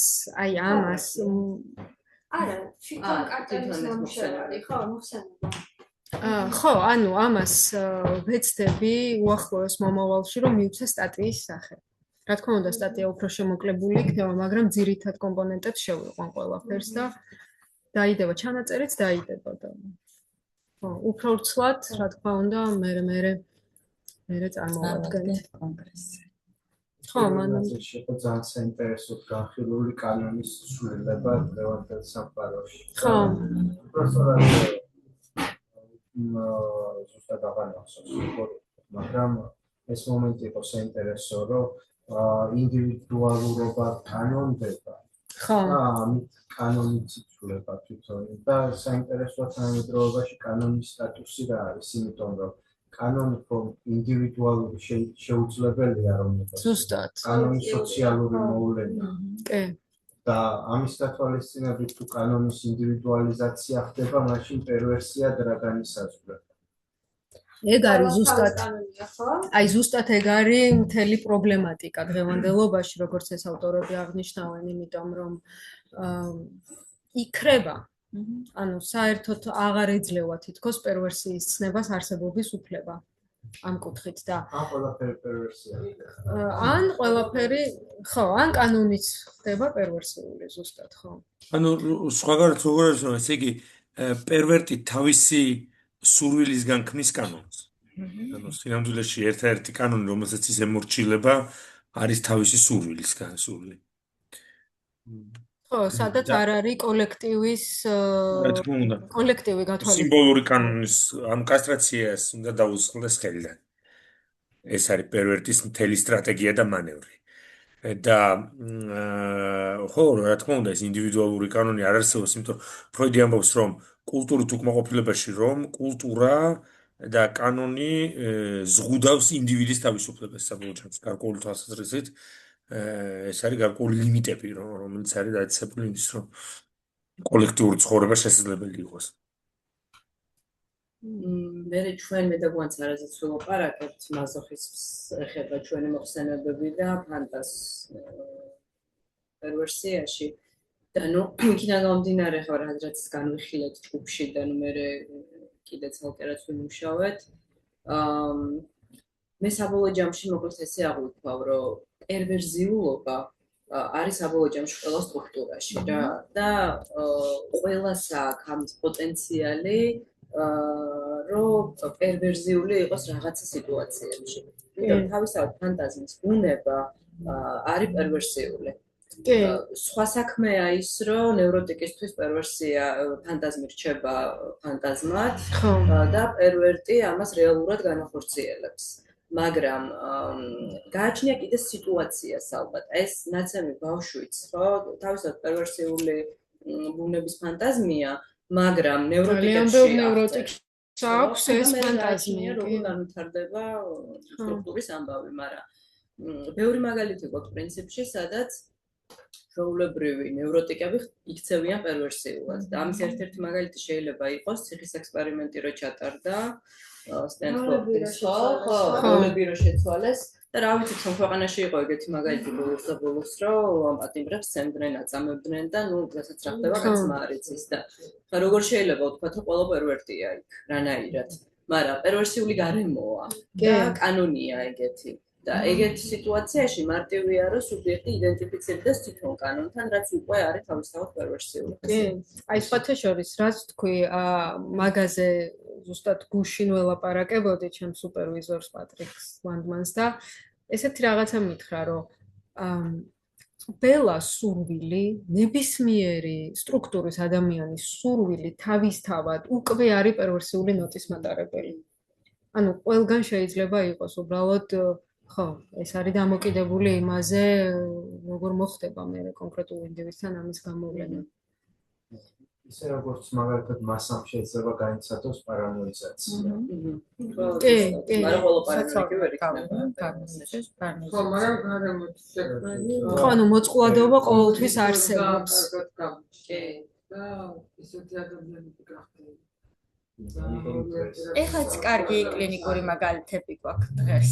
დღესაც ჩვენებრივ კიდე უფრო მეტი ხო, და დღეს კიდე უფრო მეტად არის ხელშეწყობილი დღევანდელობა იმისთვის, რომ ისედაც მოწყვლადი სუბიექტები რაღაცა გამოავლინონ უფრო მეტი პერვერსიულობა, იმიტომ რომ აი, როგორც აღნიშნავს, ხო, ეს ჩემთვის ძალიან საინტერესო იყო გასააზრებლად. რომ კითხულობთ ხო სამესეს და გამრავლებისადმი დაქვემდებარებაზე. ნუ ცოტა ერთი შეხედვის დღეს რა დროს რა გამრავლებისადმი და რა ის არის ხო, ანუ აი შეიძლება რაღაცა ძალიან გავიცინოთ ამაზე დღეს, მაგრამ აი იმ გაგებით რომ ეს იყო უბრალოდ იმ დროის რაღაცა რის გარშემოც უნდა აგვეგო, ანუ რაც გახდებოდა რაღაცა ერთგვარი მასტრუქტურირებელი ხო, ამ კუთხით დღევანდელობაშიც იგივენაირად არის, რომ კოლექტივის უპირატესობა უნდა იყოს, თუ გვაქვს ამბიცია იმისი, რომ რაღაცა საზოგადოებაში ვიცხოვროთ და არ ვიყოთ რაღაცა მოწყვეტილები და ხო, და არა ინდივიდის დომინირება კოლექტივზე პირიქით და დღეს აღარ არსებობს არაფერი რითიც კოლექტივი არაფერი არა ეს მთლათას ვერ ვუთქვით, მაგრამ ყოველ შემთხვევაში ძალიან დიდი მიდრეკილება აქეთ, რომ კოლექტივის დომინაცია არ იყოს ინდივიდზე, არამედ პირიქით ინდივიდი განაგებდეს და ინდივიდუალური სურვილებით იყოს კოლექტივი ფუნქციონირებადი. და პრინციპში დღესაც ხო მე რო ვაკვირდები და ალბათ ჩემზე მეტად ყველავისაც უფრო მეტი პრაქტიკა აქვს და უფრო მეტი შეხება აქვს მოზარდებთან, როგორ უჭირთ დღეს მოზარდებს და მე მგონია, რომ ერთ-ერთი ფუნდამენტური მიზეზი ზუსტად ეს არის, რომლებსაც ეს ორიენტირები საერთოდ აღარ აქვთ და ამის გამო ძალიან ისეთი დამწრგუნველი კლინიკაა მასთან წამოსული. რაც შეიძლება ითქვას, რომ ადრე იმიტომ რომ იგივე ეს შარლ მელმანი ამ ადამიანი გრავიტაციის გარშე ცოტა გაზვიადებულია მისი ძალიან აპოკალიფტური ხედვა აქვს, მაგრამ 2002 წელს არის ეს წიგნი გამოცემული თუ 1 წელს და 2025-ში რეალურად ხვდებით რომ მართალია ყველაფერში. უფრო აქტუალური ხდება ხო? უფრო და უფრო, მაგრამ რას ამბობს რომ პერვერსია რასთან არის დაკავშირებული? განდევნა, ესე იგი რატომ არის ფროიდისთვის პერვერსია ნევროზის ნეგატივი, იმიტომ რომ განდევნილია პერვერსიული ტოლვები, ტენდენციები, სექსუალობა განდევნილია. თავს ავრენ სხვა ფორმით, მაგრამ განდევნა ყველაზე მეტად ზემოქმედებს სწორედ სექსუალობას ეხება. და თუ არ არის განდევნა, ასეთ შემთხვევაში არ არის ბევრი რამ, მაგალითად სუბლიმაცია, მაგალითად მეტაფორიზაცია, მაგალითად კულტურული გადამუშავება, გარკვეული სექსუალური თუ დესტრუქციული თუ სადისტური ტენდენციების მათ შორის საერთოდ ჩარლმანის კითხვას არაცნობიერი სტატუსი რა არის საზოგადოებაში, რომელიც არ განდევნის, თქვათ. და ამიტომ და მეორე მხრივ სურვილის სტატუსი, იმიტომ რომ ჩვენ დღეს სწორედ სურვილის ყდომის ეპოქაში ვცხოვრობთ, იმიტომ რომ სექსუალობა არ არის განდევნილი, თითქოს ყველაფერი ლანგარზე დევს, მაგრამ არ არის მადა იმის რომ როგორ თქვა პროფიტე ფრანგული სიტყვა ესე იგი რომ გამოიყენ ისარგებლო იმ სექსუალური თავისუფლებით, რომელიც 21 საუკუნეს ახასიათებს, ვერ სარგებლობს ინდივიდუალიზირებული სუბიექტი, იმიტომ რომ მართალი აღარ ეკრძალება, მაგრამ სურვილი არ აქვს. ზუსტად. იმიტომ რომ სურვილი, კასტრაცია აკრძალვა სურვილი, ნაკლი ერთმანეთს არ არის გადამული. სადაც არ არის ნაკლი და აკრძალვა, არ არის სურვილი. შესაბამისად, არის ესეთი მელანქოლიზირებული ნაწილობრივი სუბიექტი, რომელიც ეძებს სამომხმარებლო ობიექტებში რომ შეინარჩუნოს სურვილი, ისე რომ ანტიდეპრესანტია. ანტიდეპრესანტია მთლიანად ბაზარი, სხვა არაფერი არ არის, თორე რაც ხო რამდენ ადამიანს რაც გამოიხატება სექსუალურ პრობლემებში, ხო დღეს? და სხვა შორის სექსუალური პრობლემები არის ფუნდამენტურად განსხვავებული დღეს. ну როცა ნევროტულ სტრუქტურაზე ლაპარაკობთ, იქ ყველაფერი ჯერჯერობით ის კლასიკა შენარჩუნებულია, მაგრამ თანამედროვე სექსუალური პრაქტიკა, რაც ისმის ანალიზზე ზოგადად საკმაოდ უცნაური სექსუალობა, რომელიც ფროიდისთვის იყო უცნობი, ის ამ სექსუალობას ხედავდა სიმპტომში, სიზმრებში, ფანტაზმებში, მაგრამ მას ეს არ ენახა როგორც რაღაც სოციალური ფენომენი, როგორც პოლიტიკური ფენომენი. ამიტომ საკმაოდ ისეთი აი მე ხა წავიკითხე სემინარებს სექსუალობაზე და მე ნოემბერ-დეკემბერში მომავალი წლის 2-3 სემინარი მინდა რომ გავაკეთო თანამედროვეობაში სექსუალობის სტატუსის და საერთოდ არის კი სექსუალობა, თანამედროვე სექსუალობა ამ სიტყვის კლასიკური გაგებით, ესე იგი, რომელიც არის განდევნილი, რომელიც არის აკრძალული, რომელიც თავსავლეს სხვა ფორმით.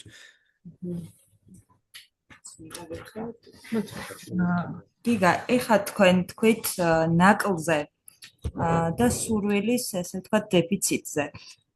ბევრი ბავშვი და თინეიჯერი მინახავს და მომისმენია მათთვის, როცა ამბობენ, რომ არა აქვთ არანაირი არც სურვილი, არც ოცნება, არც მიზანი.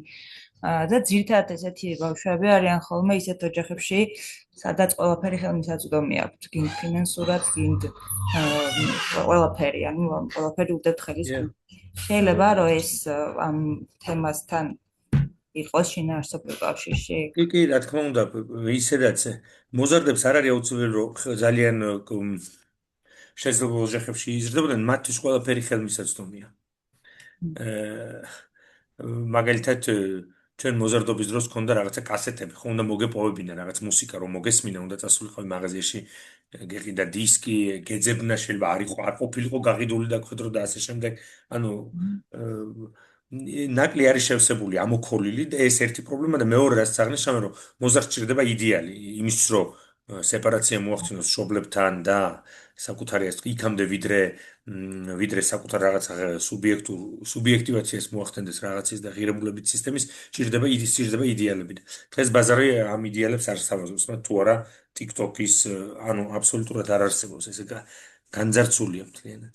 და ეს შემთხვევა, რომელიც ახლა მე გამახსენდა, ამ შემთხვევაში მამა არის აბსოლუტურად ჩამონგრეული მკუთხით, არანაირი ავტორიტეტი არ აქვს და ამ თინეიჯერ ბიჭის ქცევა იყო, ანუ ცემა, კბენა უმცროსი ძმის და აბსოლუტურად გასადავებული ქონდა ყველაფერი. არანაირი სურვილი არ ქონდა არაფრის. ანუ უბრალოდ იყო ძალიან ხშირად ჩვენ ესე იგი ვაწყდებით მოზარდებს, რომლებსაც აქვთ ესეთი გენერალიზებული დეპრესია, რომელიც აი კლინიკური ფორმით არ ვლინდება, რომ თქვა, რომ დეპრესიის დიაგნოზი დასვა, მაგრამ არის არ სურვილის ლოგიკა, სურვილში არ ყოფნის ლოგიკა, სურვილში არ ყოფნის. ესეთი ერთგვარი მელანქოლიზირებული ცოტა ნეგატიური პოზიცია მოზარდეს. ამიტომ მოკლედ თანამედროვეობა თავის ლინკას იძლევა უფრო მძიმეს მე მგონი ვიდრე რომელიც ფროიდის ომრობდა. მადლობა და მაია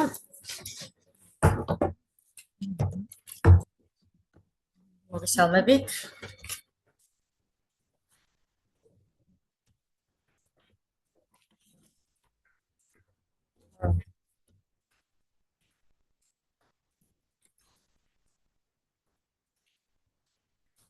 Ანკომ ბევრი ისაუბრა უკვე შესავალზე და მიმოხილვაზე, ამიტომ მე პირდაპირ ნაშრომებზე გადავალ და პრაქტიკულ მხარეზე. დღეს ჩვენ ვისაუბრებთ ფროიდის ნაშრომებზე, როგორც არის ფეტიშიზმი 1927 წლის, ინფანტილური გენიტალური ორგანიზაცია და მეს ხლეჩა. და ამ ნაშრომებიდან ჩვენ ძირითადად აქცენტს გავაკეთებთ ფეტიშიზმზე და კასტრაციის უარყოფაზე. ბატონო, ინფანტილურ სექსუალურ ორგანიზაციაში ფროიდი განსაკუთრებულ აქცენტს აკეთებს იმ გარემოებაზე, რომ ბავშვისთვის არსებობს მხოლოდ ერთი სქესი, მამრობითი. ბავშვი თავდაპირველად არ აღიქვამს ვაგინის არსებობას და ფიქრობს, რომ ყველას, ვინც იბადება, აქვს ფალოსი. როდესაც დგება მომენტი და ბიჭი პირველად ხედავს გოგონას გენიტალიებს, ის აღიქვამს მათ როგორც კასტრირებულს, როგორც შემთხვევას, როდესაც მას ჰქონდა ფალოსი, მაგრამ სასჯელის სახით მას მოკვეთეს. მოახდინეს მისი კასტრაცია. შესაბამისად, ეს აღქმა უკვე ბავშვი ქმნის ღრმა შფოთვას და შემოდის უკვე ფიქრები, რომ თუ გოგონას არ აქვს ფალოსი და ეს არის მისი სასჯელი ან კასტრაცია, ნიშნავს, რომ შეიძლება მანაც დაკარგოს. მოხდეს ისიც, გახდეს ისიც კასტრირებული, დასაჯონ ისიც. და სწორედ აქ კასტრაციის შიში ხდება ძლიერი მოტივატორი, რომელიც აიძულებს ბიჭს უარი თქვას ოიდიპალურ სურვილებზე და გაიგივდეს მამასთან.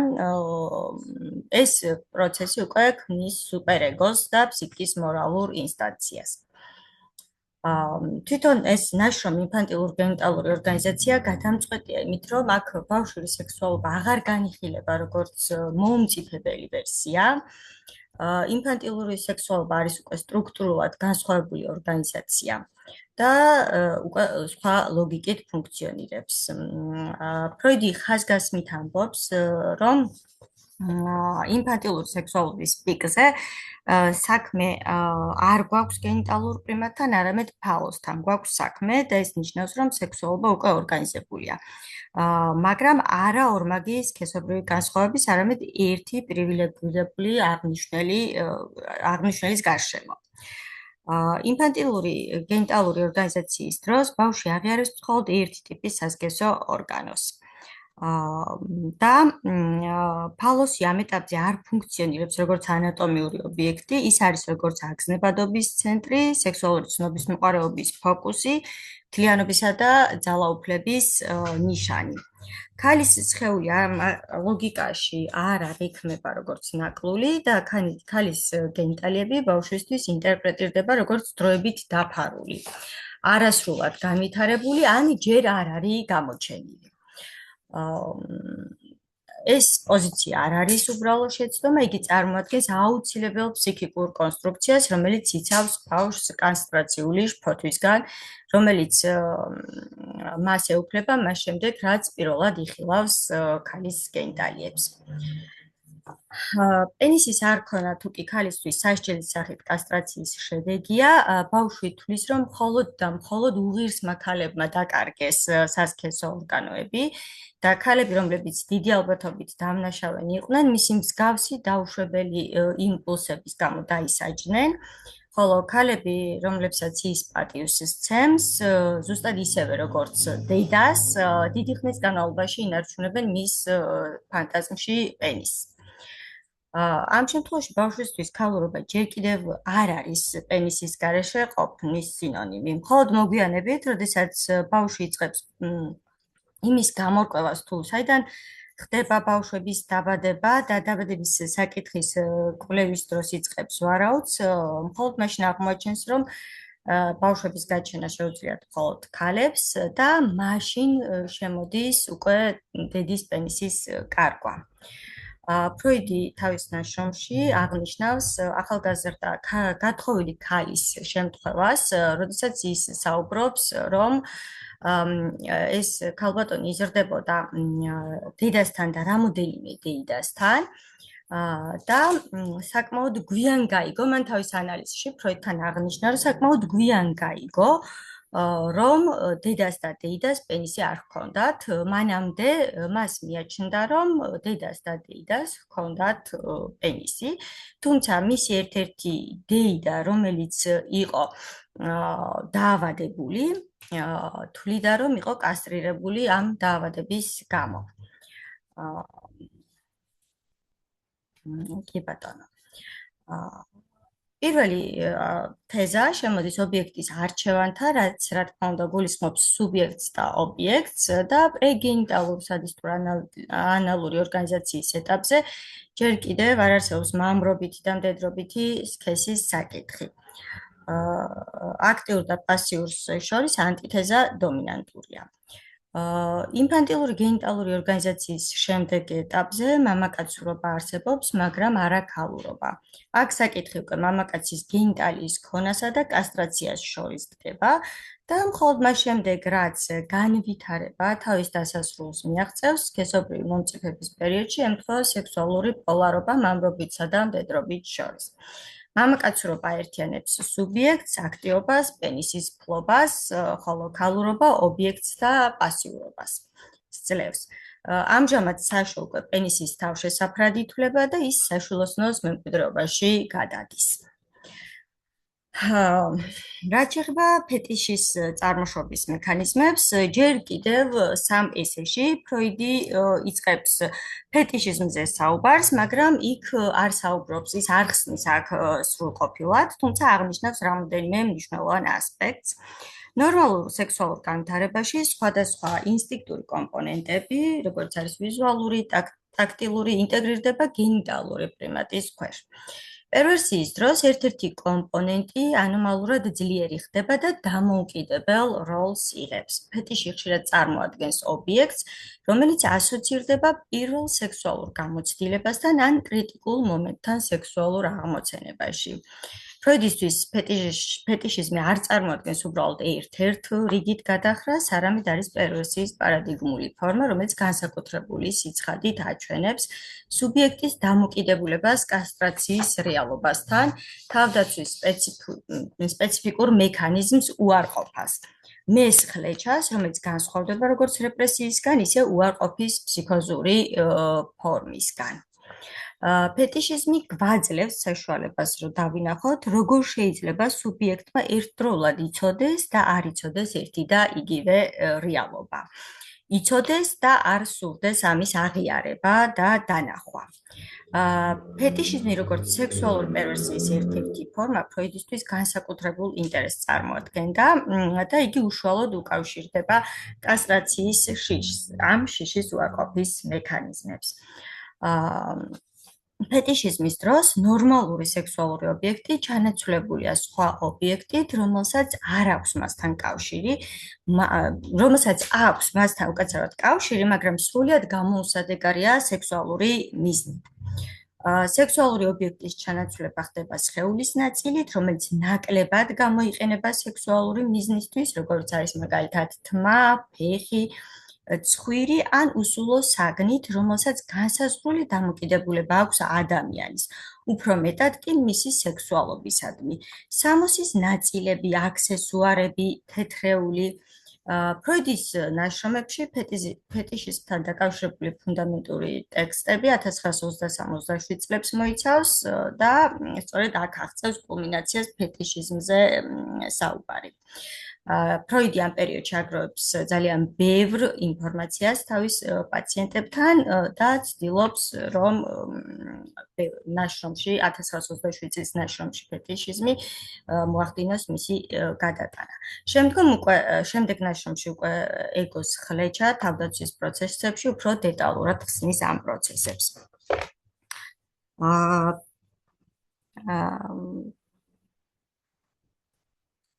1927 წლის ტექსტში ფეტიში ფროიდი გაშიფრავს სტრუქტურას ფეტიშიზმის და განსაზღვრავს ურთიერთობას ფეტიშსა და ქალის კასტრაციას შორის.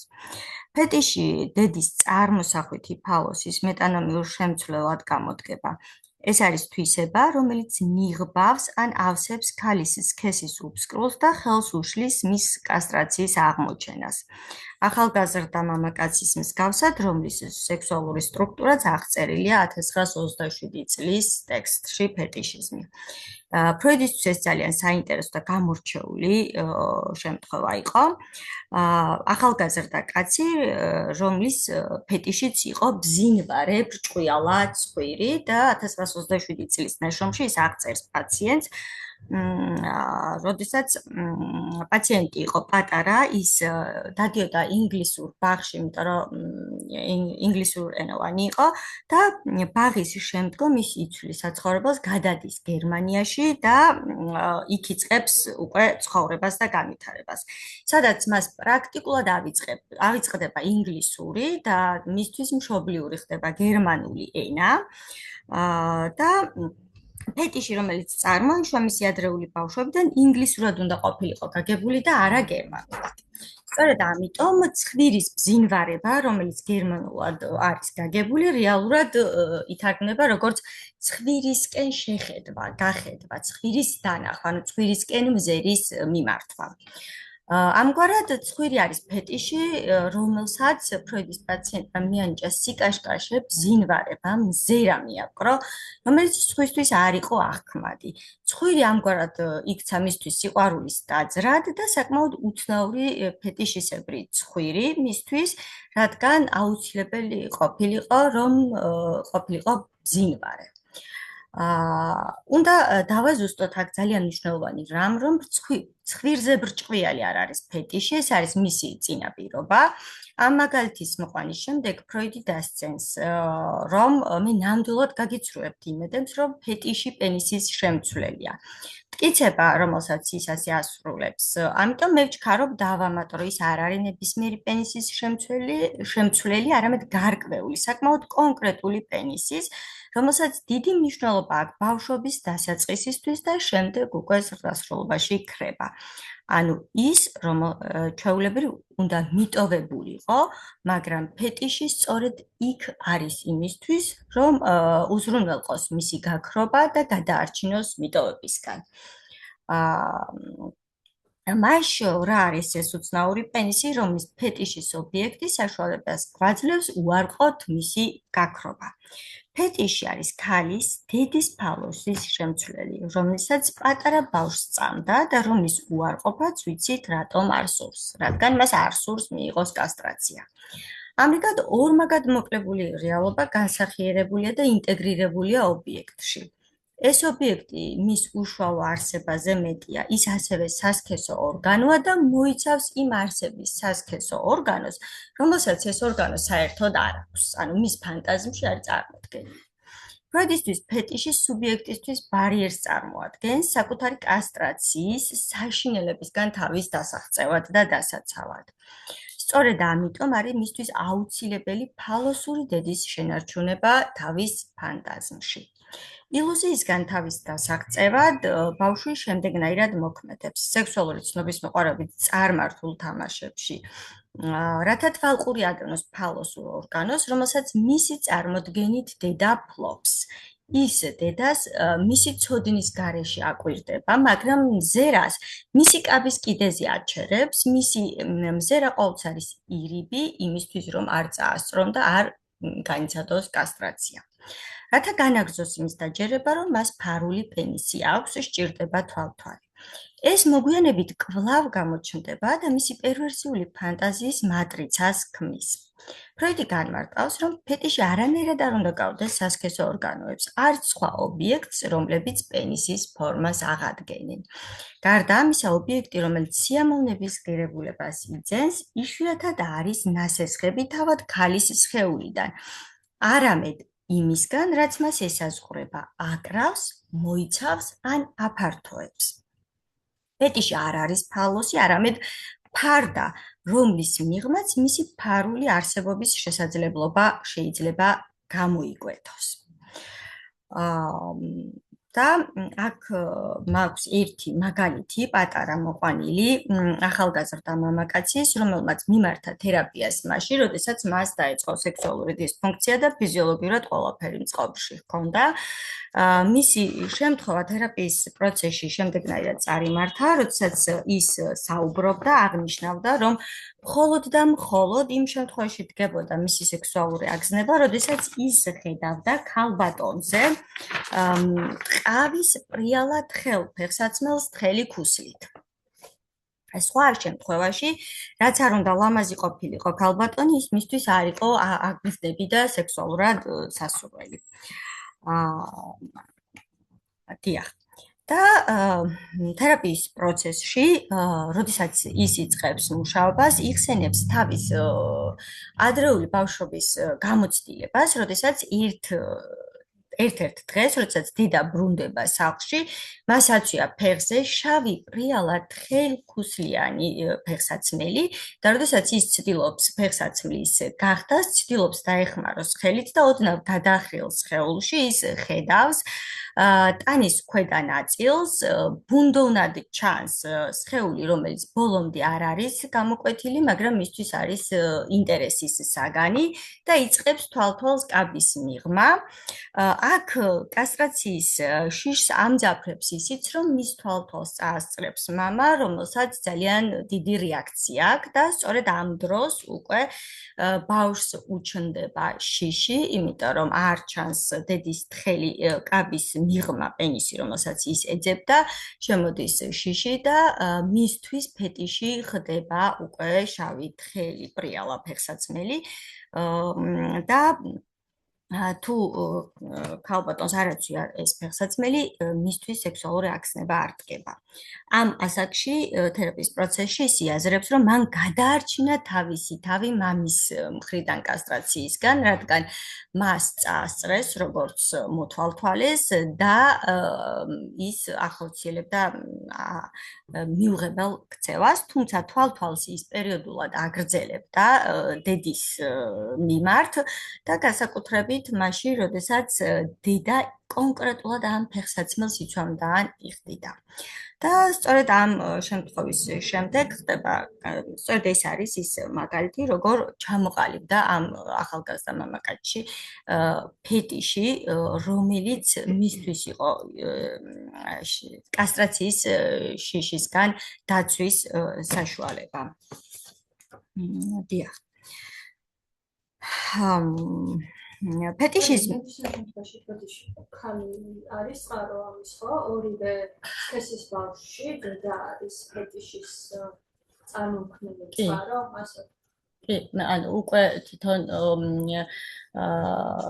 შავენცევია მე მგონი ავტორი, რომელიც 1972 წლის სტატიაში ქალის ფეტიშიზმზე იწყებს საუბარს და იქ არის საუბარი გოგონაზე, რომელსაც აქვს ფეტიში პირსახოთზე, ხაოიან პირსახოთზე, ბონეს, ხაოიან პირსახოთზე და ნუ, როდესაც ერთ-ერთ შემთხვევაში, როდესაც პარტნიორთან ვერ შედგა სექსუალური კონტაქტი, მიდის თერაპიაზე. პეროსის შემთხვევაზე მქონდა ეს წარდგენილი ეს მაგალითი, მიდის თერაპიაზე და იქ იწყებს საუბარს და თერაპიის პროცესში აღმოჩნდება, რომ ის პირსახოთი, რომელიც მას ჰქონდა, იყო დაახლოებით 3-4 წლის ასაკში პირველად გამოყენებული პირსახოთი.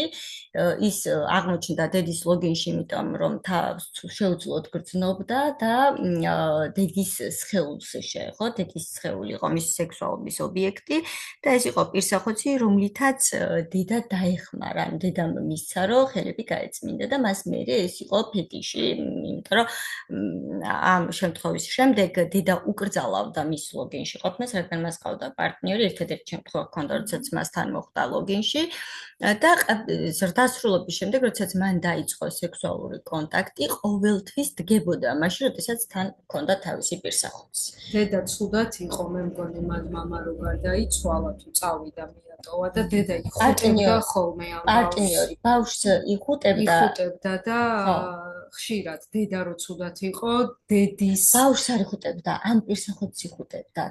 დედა ბავშვს იწვენდა ლოგინში, მაგრამ მას ჰქონდა ეს პირსახოთი, რომელიც ჰქონდა ჩახვდა. აღარ მახსოვს ზუსტად მოკეთ, ხო? მოკეთ პირსახოთსა გადავიდა. გადავიდა და ეს იყო, ხო, ანუ კი, ანუ ორივე შემთხვევაში არის კი.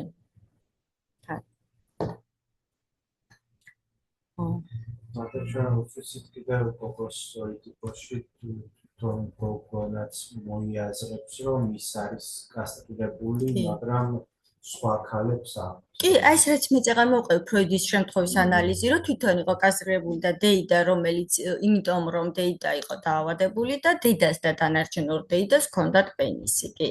და მას არ გაუმართლა.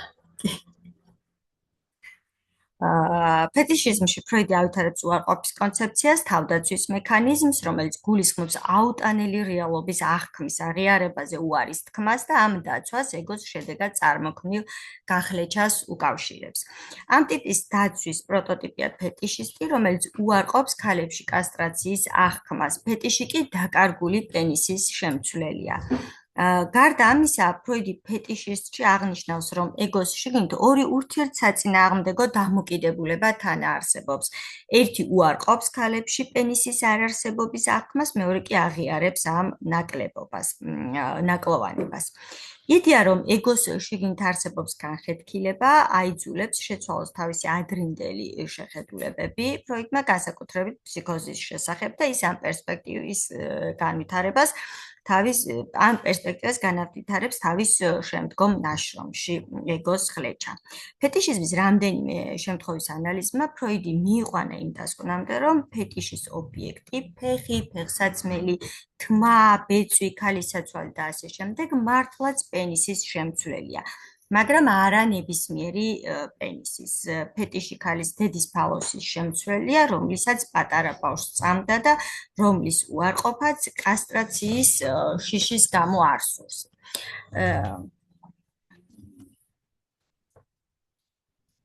კი ბატონო. სიტყვა ფალოსის შესახებ, რომელსაც ფროიდი აქ იყენებს, აღსანიშნავია, რომ ის იშვიათად იყენებს ამ ტერმინს, მეორესფრის ხშირად იყენებს ტერმინს პენისი, პენისის შური. ის ასევე იყენებს სახელს ფალიკური სტადია. უფრო მეტიც ფროიდი არ ახდენს განსხვავებას ტერმინებისა პენისსა და ფალოს შორის, როგორც ამას აკეთებენ უკვე ნეოფროიდიანელი ფსიქოანალიტიკოსების ნაწილი. კი ბატონო. ფეტიშისტის არაცნობიერ ფანტაზიებში ფეტიში მართლაც განიხილება როგორც ქალის სხეულის წარმომადგენელი, როგორც პენისის სიმბოლური შემცვლელი.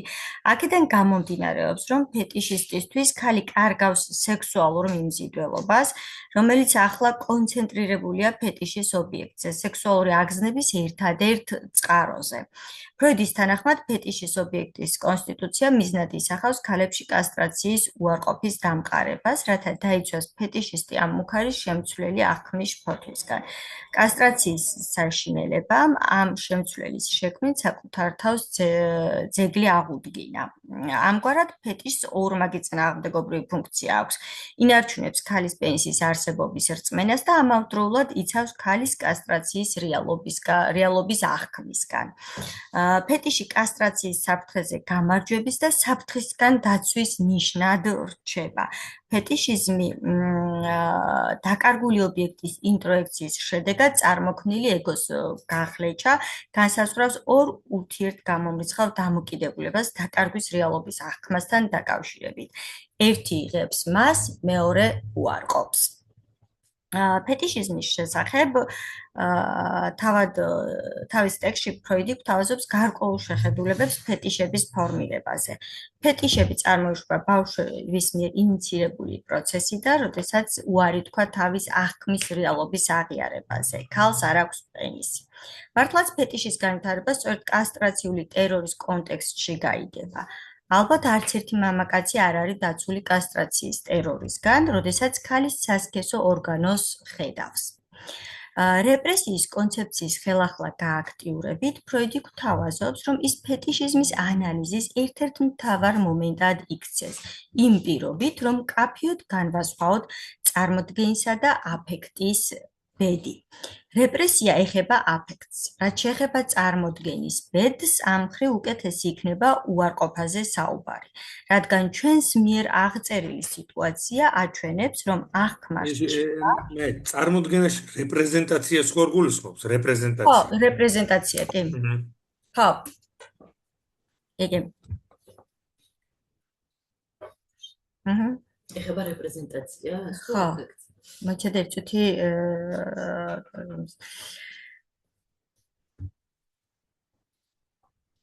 რეპრესია ეხება იმ პირობით, რომ განვასხვაოთ რეპრეზენტაცია და აფექტის ბედი და რეპრესია ეხება აფექტს.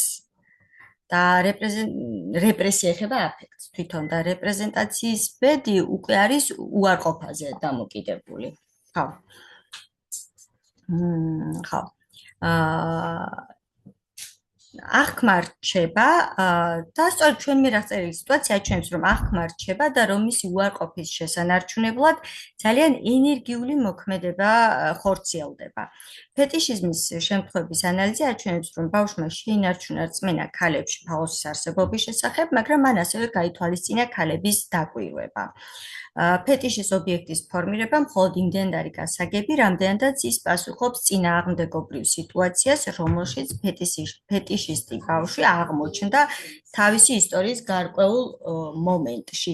ინარჩუნებდა ქალის ფალოსის რწმენას და ამავდროულად ტოვებდა მას.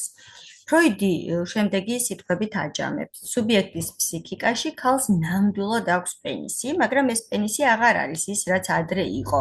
რაღაც სხვამ დაიკავა მისი ადგილი, ასე ვთქვათ, შემცვლელი მოხდა და გახდა იმ ინტერესის მემკვიდრე, რომელიც ადრე მის მიმართ იყო გამოვლენილი. ეს რაღაც ფეტიშია და აქვს უცნაური სტატუსი, რომელსაც ძალიან ცოტა რამ აქვს საერთო რეფერენციული ობიექტურობის სახეობასთან, რომელიც სუბიექტისგან დამოუკიდებელ ადგილას მდებარეობს. ამგვარად, ფეტიშიზმში აღქმა შენარჩუნებულია, მაგრამ მისი მნიშვნელობა არის უარყოფილი. მამაკაცის ფეტიში მკაფიოდ განსაზღვრული ობიექტივირებული და ხშირად გასაოცარი სიმყარით ინარჩუნებს ადგილს სუბიექტის სექსუალურ ცხოვრებაში.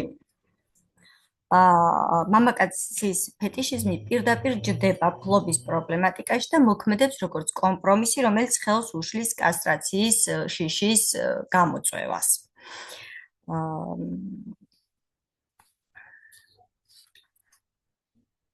ფსიქოანალიზის შესავალში ფროიდი საუბრობს, რომ უხერხული იქნებოდა ფეტიშის არჩევის საწყის ეტაპზე მომხდარს ეგოს გახლეჩა ვუწოდოთ. მოგვიანებით თავის შენიშვნებში უკვე ის ამბობს, რომ ერთის მხრივ ჩვენ ვხედავთ, რომ ფეტიშისტები უარყოფენ აღქმის ფაქტს, კერძოდ რომ ქალის სასქესო ორგანოებს შორის პენისი არ არის და მეორე მხრივ ისინი აღიარებენ ქალებში პენისის არარსებობას.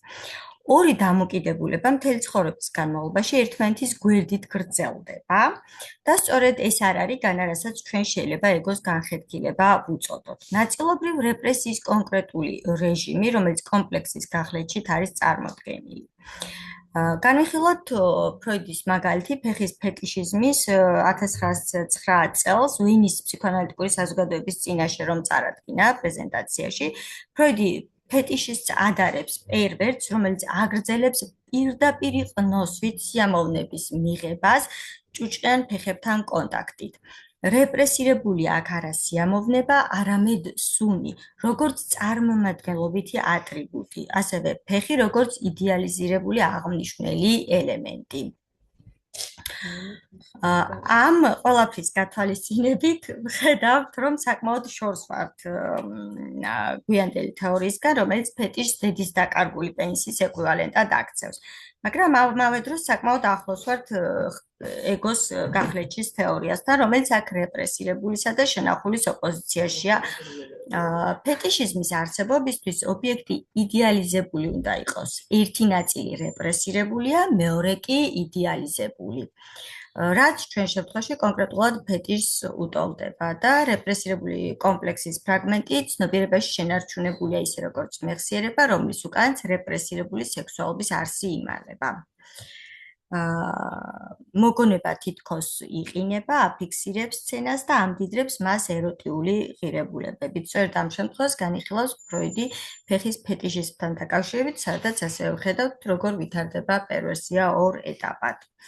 და მას მოყავს მაგალითი, როდესაც ბავშვი ინტერესდება ძიძის ფეხით და ყოველ ჯერზე, როდესაც ძიძა ფეხს წევს, მისი ინტერესი უფრო და უფრო ღვივდება და მის ფანტაზიას აღვივებს სექსუალურ ცნობის მოყვარეობას ქალის სასქესო ორგანოებისკენ.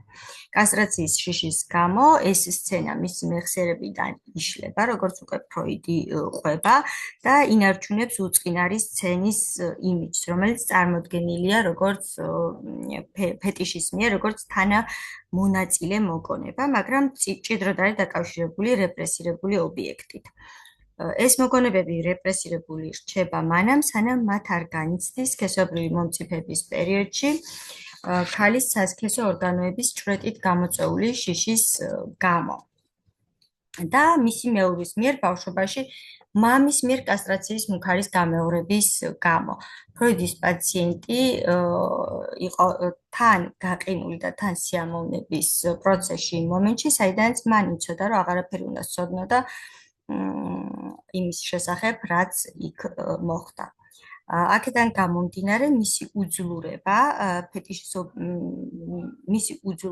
ამ სიტუაციას აქედან გამომდინარე ფეტიშის ობიექტის შექმნა და ფალოსური სიამოვნების მიღწევის შეუძლებლობა დადგა, რათა ვერ განეხორციელებინა, რათა არ მომხდარიყო მისი კასტრაცია. ფეტიშის ფორმირება როგორც სიმპტომი ფროიდის მიხედვით არ არის შემთხვევითი არჩევანი და არც უბრალოდ უცნაური გარემოება. იგი ყალიბდება როგორც სტრუქტურული გადაწყვეტა კასტრაციის კომპლექსით წარმოშობილი ფოთვის წინაშე. დიახ.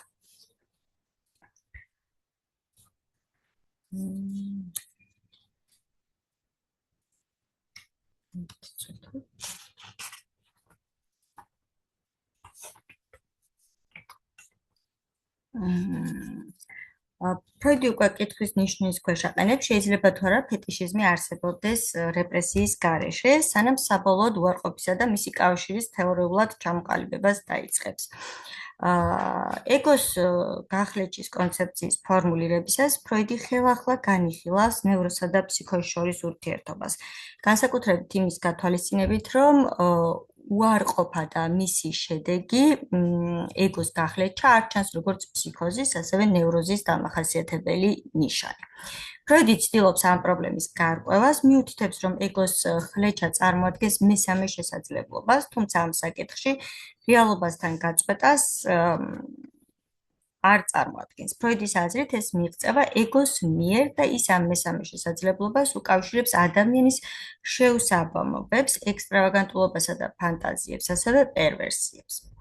ფროიდი წერს, რომ ნევროზი არ უარყოფს რეალობას, ის უბრალოდ უარს ამბობს მის აღიარებაზე.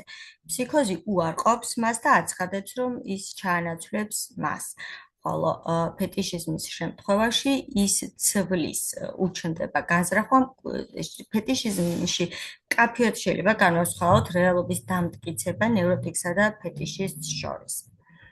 და სწორედ 1928 წელს თავის სტატიაში ეგოს ხლეჩა თავდაცვის პროცესებში ფროიდი ადგენს განსხვავებებს ნევროს, ფსიქოსა და პერვერსიას შორის. ეს მომენტები, რომელსაც ფროიდი თავის ნაშრომში ახსენებს, ურთიერთსაწინააღმდეგო ხასიათის ნაცვლად, როგორც ზოგიერთმა აღნიშნა, ერთმანეთს ავსებს და პერვერსიის დროს სპეციფიკური თავდაცვის მექანიზმის უარყოფის ჩამოყალიბების აუცილებლობამდე მივყავართ.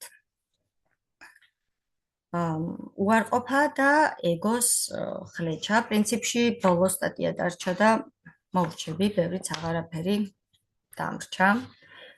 ეს უარყოფა ალბათ იგივე არ არის, რაც ფსიქოსში უარყოფა. ფსიქოზი არა, ხო, ზუსტად ეგ ვთქვი. როდესაც ეგოს, ანუ ამ ნაწარმოებში ეგოს ხლეჩა ზუსტად მაგ განსხვავებას ამბობს, რომ ნევროზის შემთხვევაში ან აღიარებს უბრალოდ არ ახორციელებს თავის სურვილს, ფსიქოზის შემთხვევაში საერთოდ არ ხდება, ხო? და პერვერტი ფეტიშით ცვლის, რომ არ მიიღოს კასტრაცია. ფსიქოში ფენი გამორიცხულია. ხო, კი ბატონო. მან ინდონეზია არ არსებობს. ხო. ბატონო. ფეტიშიზმის შესახებ თავის ტექსტში ფროიდი გვთავაზობს გარკვეულ შეხედულებებს ფეტიშების ფორმირებაზე. კი ბატონო.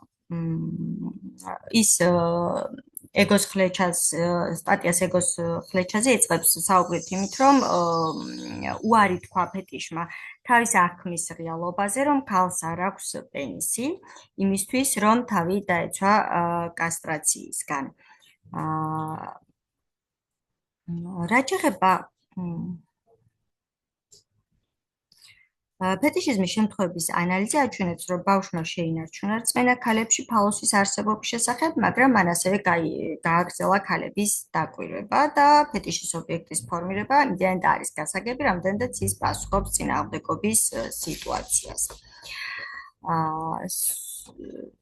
ფროიდი აქ კიდევ ერთხელ იმეორებს იმ აზრს, რომ ბავშვობიდანვე ეგო შეიძლება წინააღმდეგობრივი მოთხოვნების წინაშე აღმოჩნდეს და კონფლიქტზე ორი საპირისპირო რეაქციით რეაგირებს. ერთი ის მხრივ ის უარყოფს რეალობას და საკუთარ თავს საშუალებას აძლევს ყველა თავისი იმპულსით დააკმაყოფილოს, ხოლო მეორე მხრივ ერთდროულად ის აღიარებს რეალობიდან მომდინარე საფრთხეს და შფოთვას სიმპტომის სახით იღებს. თუმცა ამ ძალიან ჭკვიანურ გადაწყვეტილებას თავისი ფასი აქვს. ეგოს გახლეჩა წლების განმავლობაში იზრდება. წარმატება მიღწეული იქნა ეგოს რღვევის ფასად, რღვევის, რომელიც არასდროს მთლიანდება და მხოლოდ დროთა განმავლობაში იზრდება. კონფლიქტის ორი საპირისპირო რეაქცია ეგოს რღვევის ბირთვად რჩება. ეგოს ასეთი რღვევა უცნაურია და სცენს ფროიდი, რადგან მისგან სინთეზური ფუნქციის შესრულებაა მოსალოდნელი. ის ასრულებს 3 ან 4 წლის ბიჭის შემთხვევას, რომელიც ადასტურებს თავის შეხედულებებს ეგოს გახლეჩისა და ფეტიშის როლის შესახებ, როგორც ქალის პენისის ფანტაზირებული შემცვლელის. ფსიქიკურ ცხოვრებაში ეგოს როლის წარმოდგენისას ფროიდი აკონკრეტებს, რომ მასზე უპირველეს ყოვლისა დომინირებს უსაფრთხოებისადმი ზრუნვა. ის იმეორებს თავისი შფოთვის თეორიის არსს, რომლის მიხედვითაც შფოთვა ფუნქციონირებს როგორც განგაშის სიგნალი, რომელიც მიზნად ისახავს ეგოს გაფრთხილებას, მის მთლიანობას, საფრთხის შემცველი საფრთხეების შესახებ, რაც შეიძლება გავიგოთ როგორც ეგოს ფრაგმენტაციის საფრთხე. მექანიზმი, რომელიც განსხვავდება რეპრესიისგან. ეგო შფოთვის გრძნობებს განგაშის სიგნალად იყენებს, რათა გააფრთხილოს ნებისმიერ საფრთხის შესახებ, რომელიც მის მთლიანობას ემუქრება. მოგვიანებით ფროიდი ასევე იმეორებს თავის შეხედულებას ფსიქოზის შესახებ, რომლის დამახასიათებელი ნიშანი რეალობისგან განცალკევებაა და კიდევ ერთხელ ადასტურებს, რომ ეს განცალკევება სრული არ არის, რაც ეწინააღმდეგება იმას, რასაც თავდაპირველად ფიქრობდა. ამის დასტურს ის იმაში ხედავს, რომ ფსიქიკური ჯანმრთელობის ნაწილი შენარჩუნებულია და ფსიქოზის ყველაზე მძიმე შემთხვევებშიც კი, მაშინაც კი, როცა საქმე ეხება გარესამყაროს რეალობისგან ისეთ დაშორებულ მდგომარეობებს, როგორც არის ჰალუცინაციური მდგომარეობები, პაციენტები განკურნების შემდეგ აცხადებენ, რომ მათი გონების კუთხეში, როგორც თავად ამბობენ, ნორმალური ადამიანი იმალებოდა და მთელ ავადმყოფურ ფანტასმაგორიას უყურადღებოდ დამკვირვებლის მსგავსად შლიდა მათ თვალწინ. ეს და მრავალი სხვა დაკვირვება მისი აზრით ადასტურებს ფსიქოზის დროს მეში განხეთქილების არსებობას, რაც განსაზღვრავს ფსიქიკური განხეთქილების შედეგად გამოწვეულ ორ ურთიერთგამომრიცხავ დამოკიდებულებას. ერთი ფსიქიკური დამოკიდებულების ნაცვლად არსებობს ორი, ერთი ნორმალური რეალობას ითვალისწინებს, ხოლო მეორე ლტოლვების გავლენით. მეს ამ უკანასკნელისგან აცალკევებს. ორი დამოკიდებულება თან არსებობს და როდესაც არანორმალური დამოკიდებულება ჭარბობს, ფსიქოზის განვითარებისთვის პირობები მწიფდება. შემდეგ უფრო შორს მიდის ფროიდი და როდესაც ფსიქოზად ორ ურთიერთსაწინააღმდეგო ფსიქიკური დამოკიდებულების თანაარსებობას იყენებდა, ერთი პათოლოგიური, ხოლო მეორე ნორმალური, ახლა ის მიიჩნევს, რომ ეგოს გახლეჩვაც ხდება, არა მხოლოდ ფსიქოზის დროს, ასევე სხვა მდგომარეობებშიც, როგორც არის ფეტიშიზმი. ფროიდი ასკვნის, რომ ფსიქიკური ნორმალურობა ან პათოლოგია წარმოიქმნება ორ საპირისპირო და დამოკიდებულების შორის ძალთა ბალანსიდან, რომელთაგან ერთი იღებს რეალობას, მეორე კი უარყოფს. მას უარყოფას ყოველთვის თან ახლავს მიღება, მყარდება ორი საპირისპირო დამოკიდებულება, რაც იწვევს ეგოს განხეთქილებას და აქაც შედეგი უნდა იყოს დამოკიდებული იმაზე, თუ რომელი მათგანი ფლობს უფრო დიდ ინტენსივობას. ის ასკვნის, რომ კიდევ ერთხელ ადასტურებს, თუ რამდენად რთულია ამ ფსიქიკური ფენომენების არსებობის აღქმა და შეგვიძლია დავამატოთ ბოლოს, რომ ჩვენი შეგნებული აღქმების საშუალებას გვაძლევს ვიცოდეთ ყველა ამ პროცესის მხოლოდ ძალიან მცირე ნაწილი. ეგოს ხლეჩვაში პირველ ნაწილში ფროიდი ძირითადად რეპრესიის მექანიზმს ეყრდნობა ნევროზის გაჩენის ასახსნელად, თუმცა ის ძალიან მალევე ხვდება, რომ ფსიქიკაში პათოლოგიური დაყოფებიც არსებობს. და სხვადასხვა ტერმინი გამოიყენა ამ დაყოფების აღსაწერად, განსაკუთრებით სპალტუნქტ, როგორ იკითხება, არ ვიცი, გაყოფა ან მსგავსი ტერმინები, როგორც არის დისოციაცია, გახლეჩვა, გამოყოფა და ასე შემდეგ. ჯერ კიდევ 1917 წელს გლოვა და მელანქოლიაში ისაუბრა მან ამაზე. და მოდი ამას მე აღარ შევეხებ, იმიტომ რომ შემდეგზე უწევთ ჩვენს ორი სიტყვით ვიტყვი და გლოვას და მელანქოლიას და მეც აღარ ჩავერთვებ, იმიტომ რომ უკვე უწევთ ხვალ ჩვენს ჯგუფის წევრებს. არა, მაშინ ხომ ახსოვდა. ჩვენ გვაქვს. ამერია. შემდეგ კი 1923 და მე ყველგან პროექტთან არა. შემდეგ 1923 წელს ეგოსიდის და სუპერეგოს ნაწილებში ფროიდი აღწერდა უარყოფის როლის დანაკარგის რეალობის აღქმას და ეგოს ხლეჩვას, ხოლო ფეტიშიზმში ის ეგოს გახლეჩას ჭეშმარიტი ფსიქოანალიტიკური კონცეფციის ღირებულებას მიაწერს. 1930-იანი წლების თავის ბოლო ნაშრომებში ფროიდი დასცემს, რომ ორი ურთიერთსაწინააღმდეგო დამოკიდებულება, რომელსაც ეგოს გახლეჩა განსაზღვრავს ფსიქიკაში პროპორციებით, რომლებიც განსხვავდება თითოეულ ინდივიდში, მოიცავს ფართო სპექტრს ფსიქოზიდან ნორმალურობამდე. კი ბატონო, და უკვე ბოლო ის არის რაღაც ისეთი მოკლე მიმოხილვა, განსხვავება ფსიქოანალიზის მიხედვით ფსიქოზის, ნევროზის და ფეტიშიზმის. ნევროზში ფსიქიკური კონფლიქტი ვითარდება აკრძალულ სურვილსა და რეალობის მოთხოვნებს შორის. სუბიექტი აღიარებს გარე რეალობას, თუმცა ვერ იტანს, ანუ არ საკუთარი ლტოლვების არსებობას, ამიტომ ნევროზის ფუნდამენტური დაცვითი მექანიზმი არის რეპრესია. ფეტიშიზმის დროს ის არ აღიარებს კასტრაციას, შესაბამისად მისი დაცვითი მექანიზმი არის უარყოფა, უარყოფს და ქმნის თავის ფანტაზს, თავის სურვილს წარმოსახავს. ხოლო რაც შეეხება ფსიქოზის დროს, ფსიქოში ვითარდება რადიკალურად განსხვავებულია. ფსიქოტიკი საერთოდ არ აღიარებს რეალობას და არსებობს მხოლოდ ერთი რეალობა, რომელსაც ის თვითონ ხედავს. ხო, პრინციპში ეს არის პერვერსია გულისხმობს ფეტიშიზმს.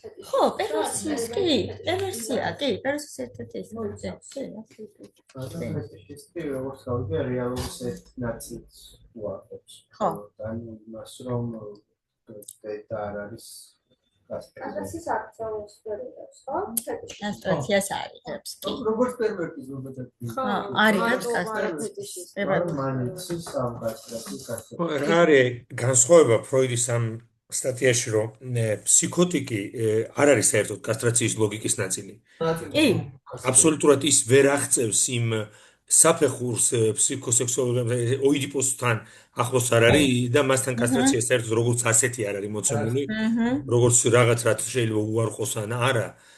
მაშინ როცა პერვერტ ეს ფეტიშიზმი ეს სტატია მართლა პარადიგმა არის, ნებისმიერი პერვერსიის პარადიგმა არის, იმიტომ რომ ფეტიშიზმი ზოგადად ამიტომ ნებისმიერ პერვერსიაში არის ფეტიშისტური ელემენტი ყოველთვის. ანუ რა არის ფეტიშის ის რომ არის რაღაცა ფსიქოტური პერვერსიაში აშკარად, იმიტომ რომ საქმე ეხება რეალობის უარყოფას, ანუ რეალური აღქმის მოცემულობის, ესე იგი პერცეპტულ უარყოფას, სკოტომიზაცია რაც კი რაღაცას ხედავ და ვანვითარებ ნეგატიურ ჰალუცინაციას, ანუ რაღაც არის და ვერ ვხედავ. და პერვერტის მთელი ეს ლოგიკაც მდგომარეობს იმაში, რომ მან უნდა გააყალბოს ეს რეალობა ყოველ ჯერზე. ყოველ ჯერზე უნდა უარყოს კასტრაცია. ესე იგი, ყოველ ჯერზე უნდა დაარღვიოს კანონი, რომ დაადასტუროს კასტრაციის უარყოფა, მაგრამ რითი განსხვავდება პერვერტი ნევროტიკისგან, რომ ნევროტიკი იღებს კანონს, მაშინ როდესაც პერვერსიის და სიმბოლურ კანონს და კასტრაცია მისთვის ხდება ინაცვლებს სიმბოლურის რეგისტრში როგორც სიმბოლური კასტრაცია და არა რეალური. და პერვერტი რჩება რეალურის ლოგიკაში. ამიტომ ახლოს არის ფსიქოსთან გარკვეული თვალსაზრისით. ესე იგი, ის უარყოფს რეალობას და ამავე დროს ცდილობს რეალურივე ობიექტით, ანუ ფეტიშით, რომელიც არ არის სრულფასოვანი სიმბოლო დედისფალოსთვის, არამედ რეალური ობიექტი და არა უბრალოდ სიმბოლო, გადაფაროს ქალთან კასტრაცია. ამიტომ ქალის სხეულთან ნებისმიერი მიახლოება პერვერტისთვის გულისხმობს იმას, რომ ის უნდა იყოს შეიარაღებული ფეტიშით. წინააღმდეგ, რატომ? იმიტომ რომ კოშმარი, პანიკა, რომელსაც განიცდის პატარა ბავშვი, მომავალი პერვერტი, ასე ვთქვათ, ეს პანიკა არის უკიდურესად ძლიერი, მატრამვირებელი და საინტერესოა სტრუქტურულად ის, რომ მომავალი პერვერსიული სუბიექტი კი არ განდევნის ქალთან კასტრაციას და იღებს ზოგადად კასტრაციის საფრთხეს, არამედ ხდება გახლეჩა, ეგოს გახლეჩა. ანუ ის მაგრამ არ იღებს ამ ინფორმაციას. ანუ მართალია არის უარყოფს, მაგრამ უარყოფს რის ფასად, ეს არის ძალიან მნიშვნელოვანი, გახლეჩის ფასად. და შესაბამისად ეს სქიზისი, ანუ გახლეჩა, ხო, სქიზოფრენიაც ვაკეთებს, ეს გახლეჩა ფროიდის შემოტანილი არ არის. ეს სქიზისი განასხვავებს პერვერტს ნევროტიკისგან, რომ მან გახლეჩა საკუთარი თავი და მოახდინა აი ამ გამოცდილების კასტრაციასთან კონფრონტაციის, ქალის სხეულთან კონფრონტაციის მატრამვირებელი გამოცდილების კონსერვაცია. ამიტომაც არის რომ პერვერტთან გრძნობად ემოციური კომპონენტი ძალიან ცუდად არის განვითარებული. მას არ შეუძლია თანაგრძნობა, მას არ შეუძლია ჭეშმარიტი ბრაზის ან ჭეშმარიტი სიყვარულის გამოხატვა, იმიტომ რომ ნებისმიერ შემთხვევაში ეს აცოცხლებს გახლეჩილ ნაწილს. და ამიტომ რა არის მისი თავარი ლოგიკა, რომ ერთის მხრივ ის ცალი თვალით უყურებს ამ კასტრაციას და მეორე თვალს ხუჭავს. ამიტომ რომ მაგალითად მე მყავდა პაციენტი, რომელიც და პერვერსიის დროს და ფეტიშიზმის დროს ეს წამყვანია, რომ ქალის საცვალი იქნება ეს თუ ფეხსაცმელი თუ ასე შემდეგ, ის უნდა მაგალითად ჩემ პაციენტის ესეთი მოთხოვნა იყო ფეხსაცმლის მიმართ, რომ ფეხსაცმელი უნდა ნახევრად ფარავდეს ფეხს და ნახევრად აჩენდეს ტერფს. ესე იგი, ეს იყოს ერთგვარად ბასანოჩკი თუ სანდლებით რა, სადაც ნახევრად ჩანს და ნახევრად ფარავს. თლიანად დახურული ფეხსაცმელი ან თლიანად ღია და თავის დროზე დაინახა და ჩამოყალიბდა. ამიტომ არის რომ ყველაზე მეტად ის რაც კატასტროფას აღძრავს პერვერტთან ეს ბევრ პაციენტებთან არის, ეს არის ქალის სხეული სწორედ. ქალის სხეული, რომელსაც ის აღიქონს როგორც ჭრილობას. მე მყავდა პაციენტი, რომელსაც ტანში აჟრიალებდა, ზუსტად ისე როგორც ჭრილობას რო ხედავთ ჩვენ რაღაცა ხელს გაჭრილს. მისთვის ეს არ იყო სრულიად სიმბოლიზირებული, აბსოლუტურად. და ამიტომ არის პერვერტიაში რაღაცა მედუზას თავს რო ფერენცის რო შემოაქ მედუზას თავი. მედუზას თავი. და კიდე რამე და მე უნდა გავიდე ზუსტად 2 წუთში სუპერვიზია მაქვს 10 საათზე და ხო მაგალითად რა არის კიდე მნიშვნელოვანი რომ ვთქვათ პოლორანასუნი ამბობს რომ ქალთან პერვერსიაზე ესე ვერ ვილაპარაკებთ როგორც მამაკაცთან. იმიტომ რომ ქალთან კასტრაციის შფოთვა ისე არ არის წარმოდგენილი როგორც მამაკაცთან. ისეთ თავზარდამცემი არ არის როგორც მამაკაცთან. და ამავე დროს ქალი თავისი ქალურობით ფუნდამენტურად პერვერტია ბრჭყალებში ოღონდ. რატომ? იმიტომ რომ ყველაფერი, ხო? რა ქვია ამას, ბიჟუტერია იქნება თუ სამკაულები, თუ ძივები, თუ ბეჭდები, ბრასლეტები და რაც თავარია, ყველაზე მთავარი ბავშვი. ხო, ქალის ფეტიშიზაციის ფუნდამენტური ობიექტი არის ბავშვი. მაგრამ მაშინ როცა ქალის ეს არა კოშმარი. მამაკაცისთვის კი და ამიტომ პოლოღანას უნდა მაგალითად ამბობს, რომ დიდი დიზაინერები, ხო, რომლებიც ხშირ შემთხვევაში პერვერსიული სტრუქტურის არიან, სამოდელო სახლებისა ეს ხანძო, რომ ერთი სული აქვს, როდის ჩააცმევენ ქალს, უნდა ფიქსირებულია, რომ ქალი ჩააცვა, ესე ჩემოსოს ქალი, რომ არ ნახოს ქალის სხეული, რომელიც მისთვის არის აბსოლუტურად პერვერსს ეზიზღება ქალის სხეული ამ მე მყავდა გიგა პაციენტი, რომელსაც ჰქონდა შიშველის სხეულის შიში და არც ერთ პარტნიორი, რომელიც ყავდა, არც ერთ პარტნიორთან არ ჰქონდა ურთიერთობა შიშველთან და ყოველთვის პირველი მოთხოვნა იყო, რომ უნდა მოდათ ტანსაცმელი. მაგალითად კარგით, მე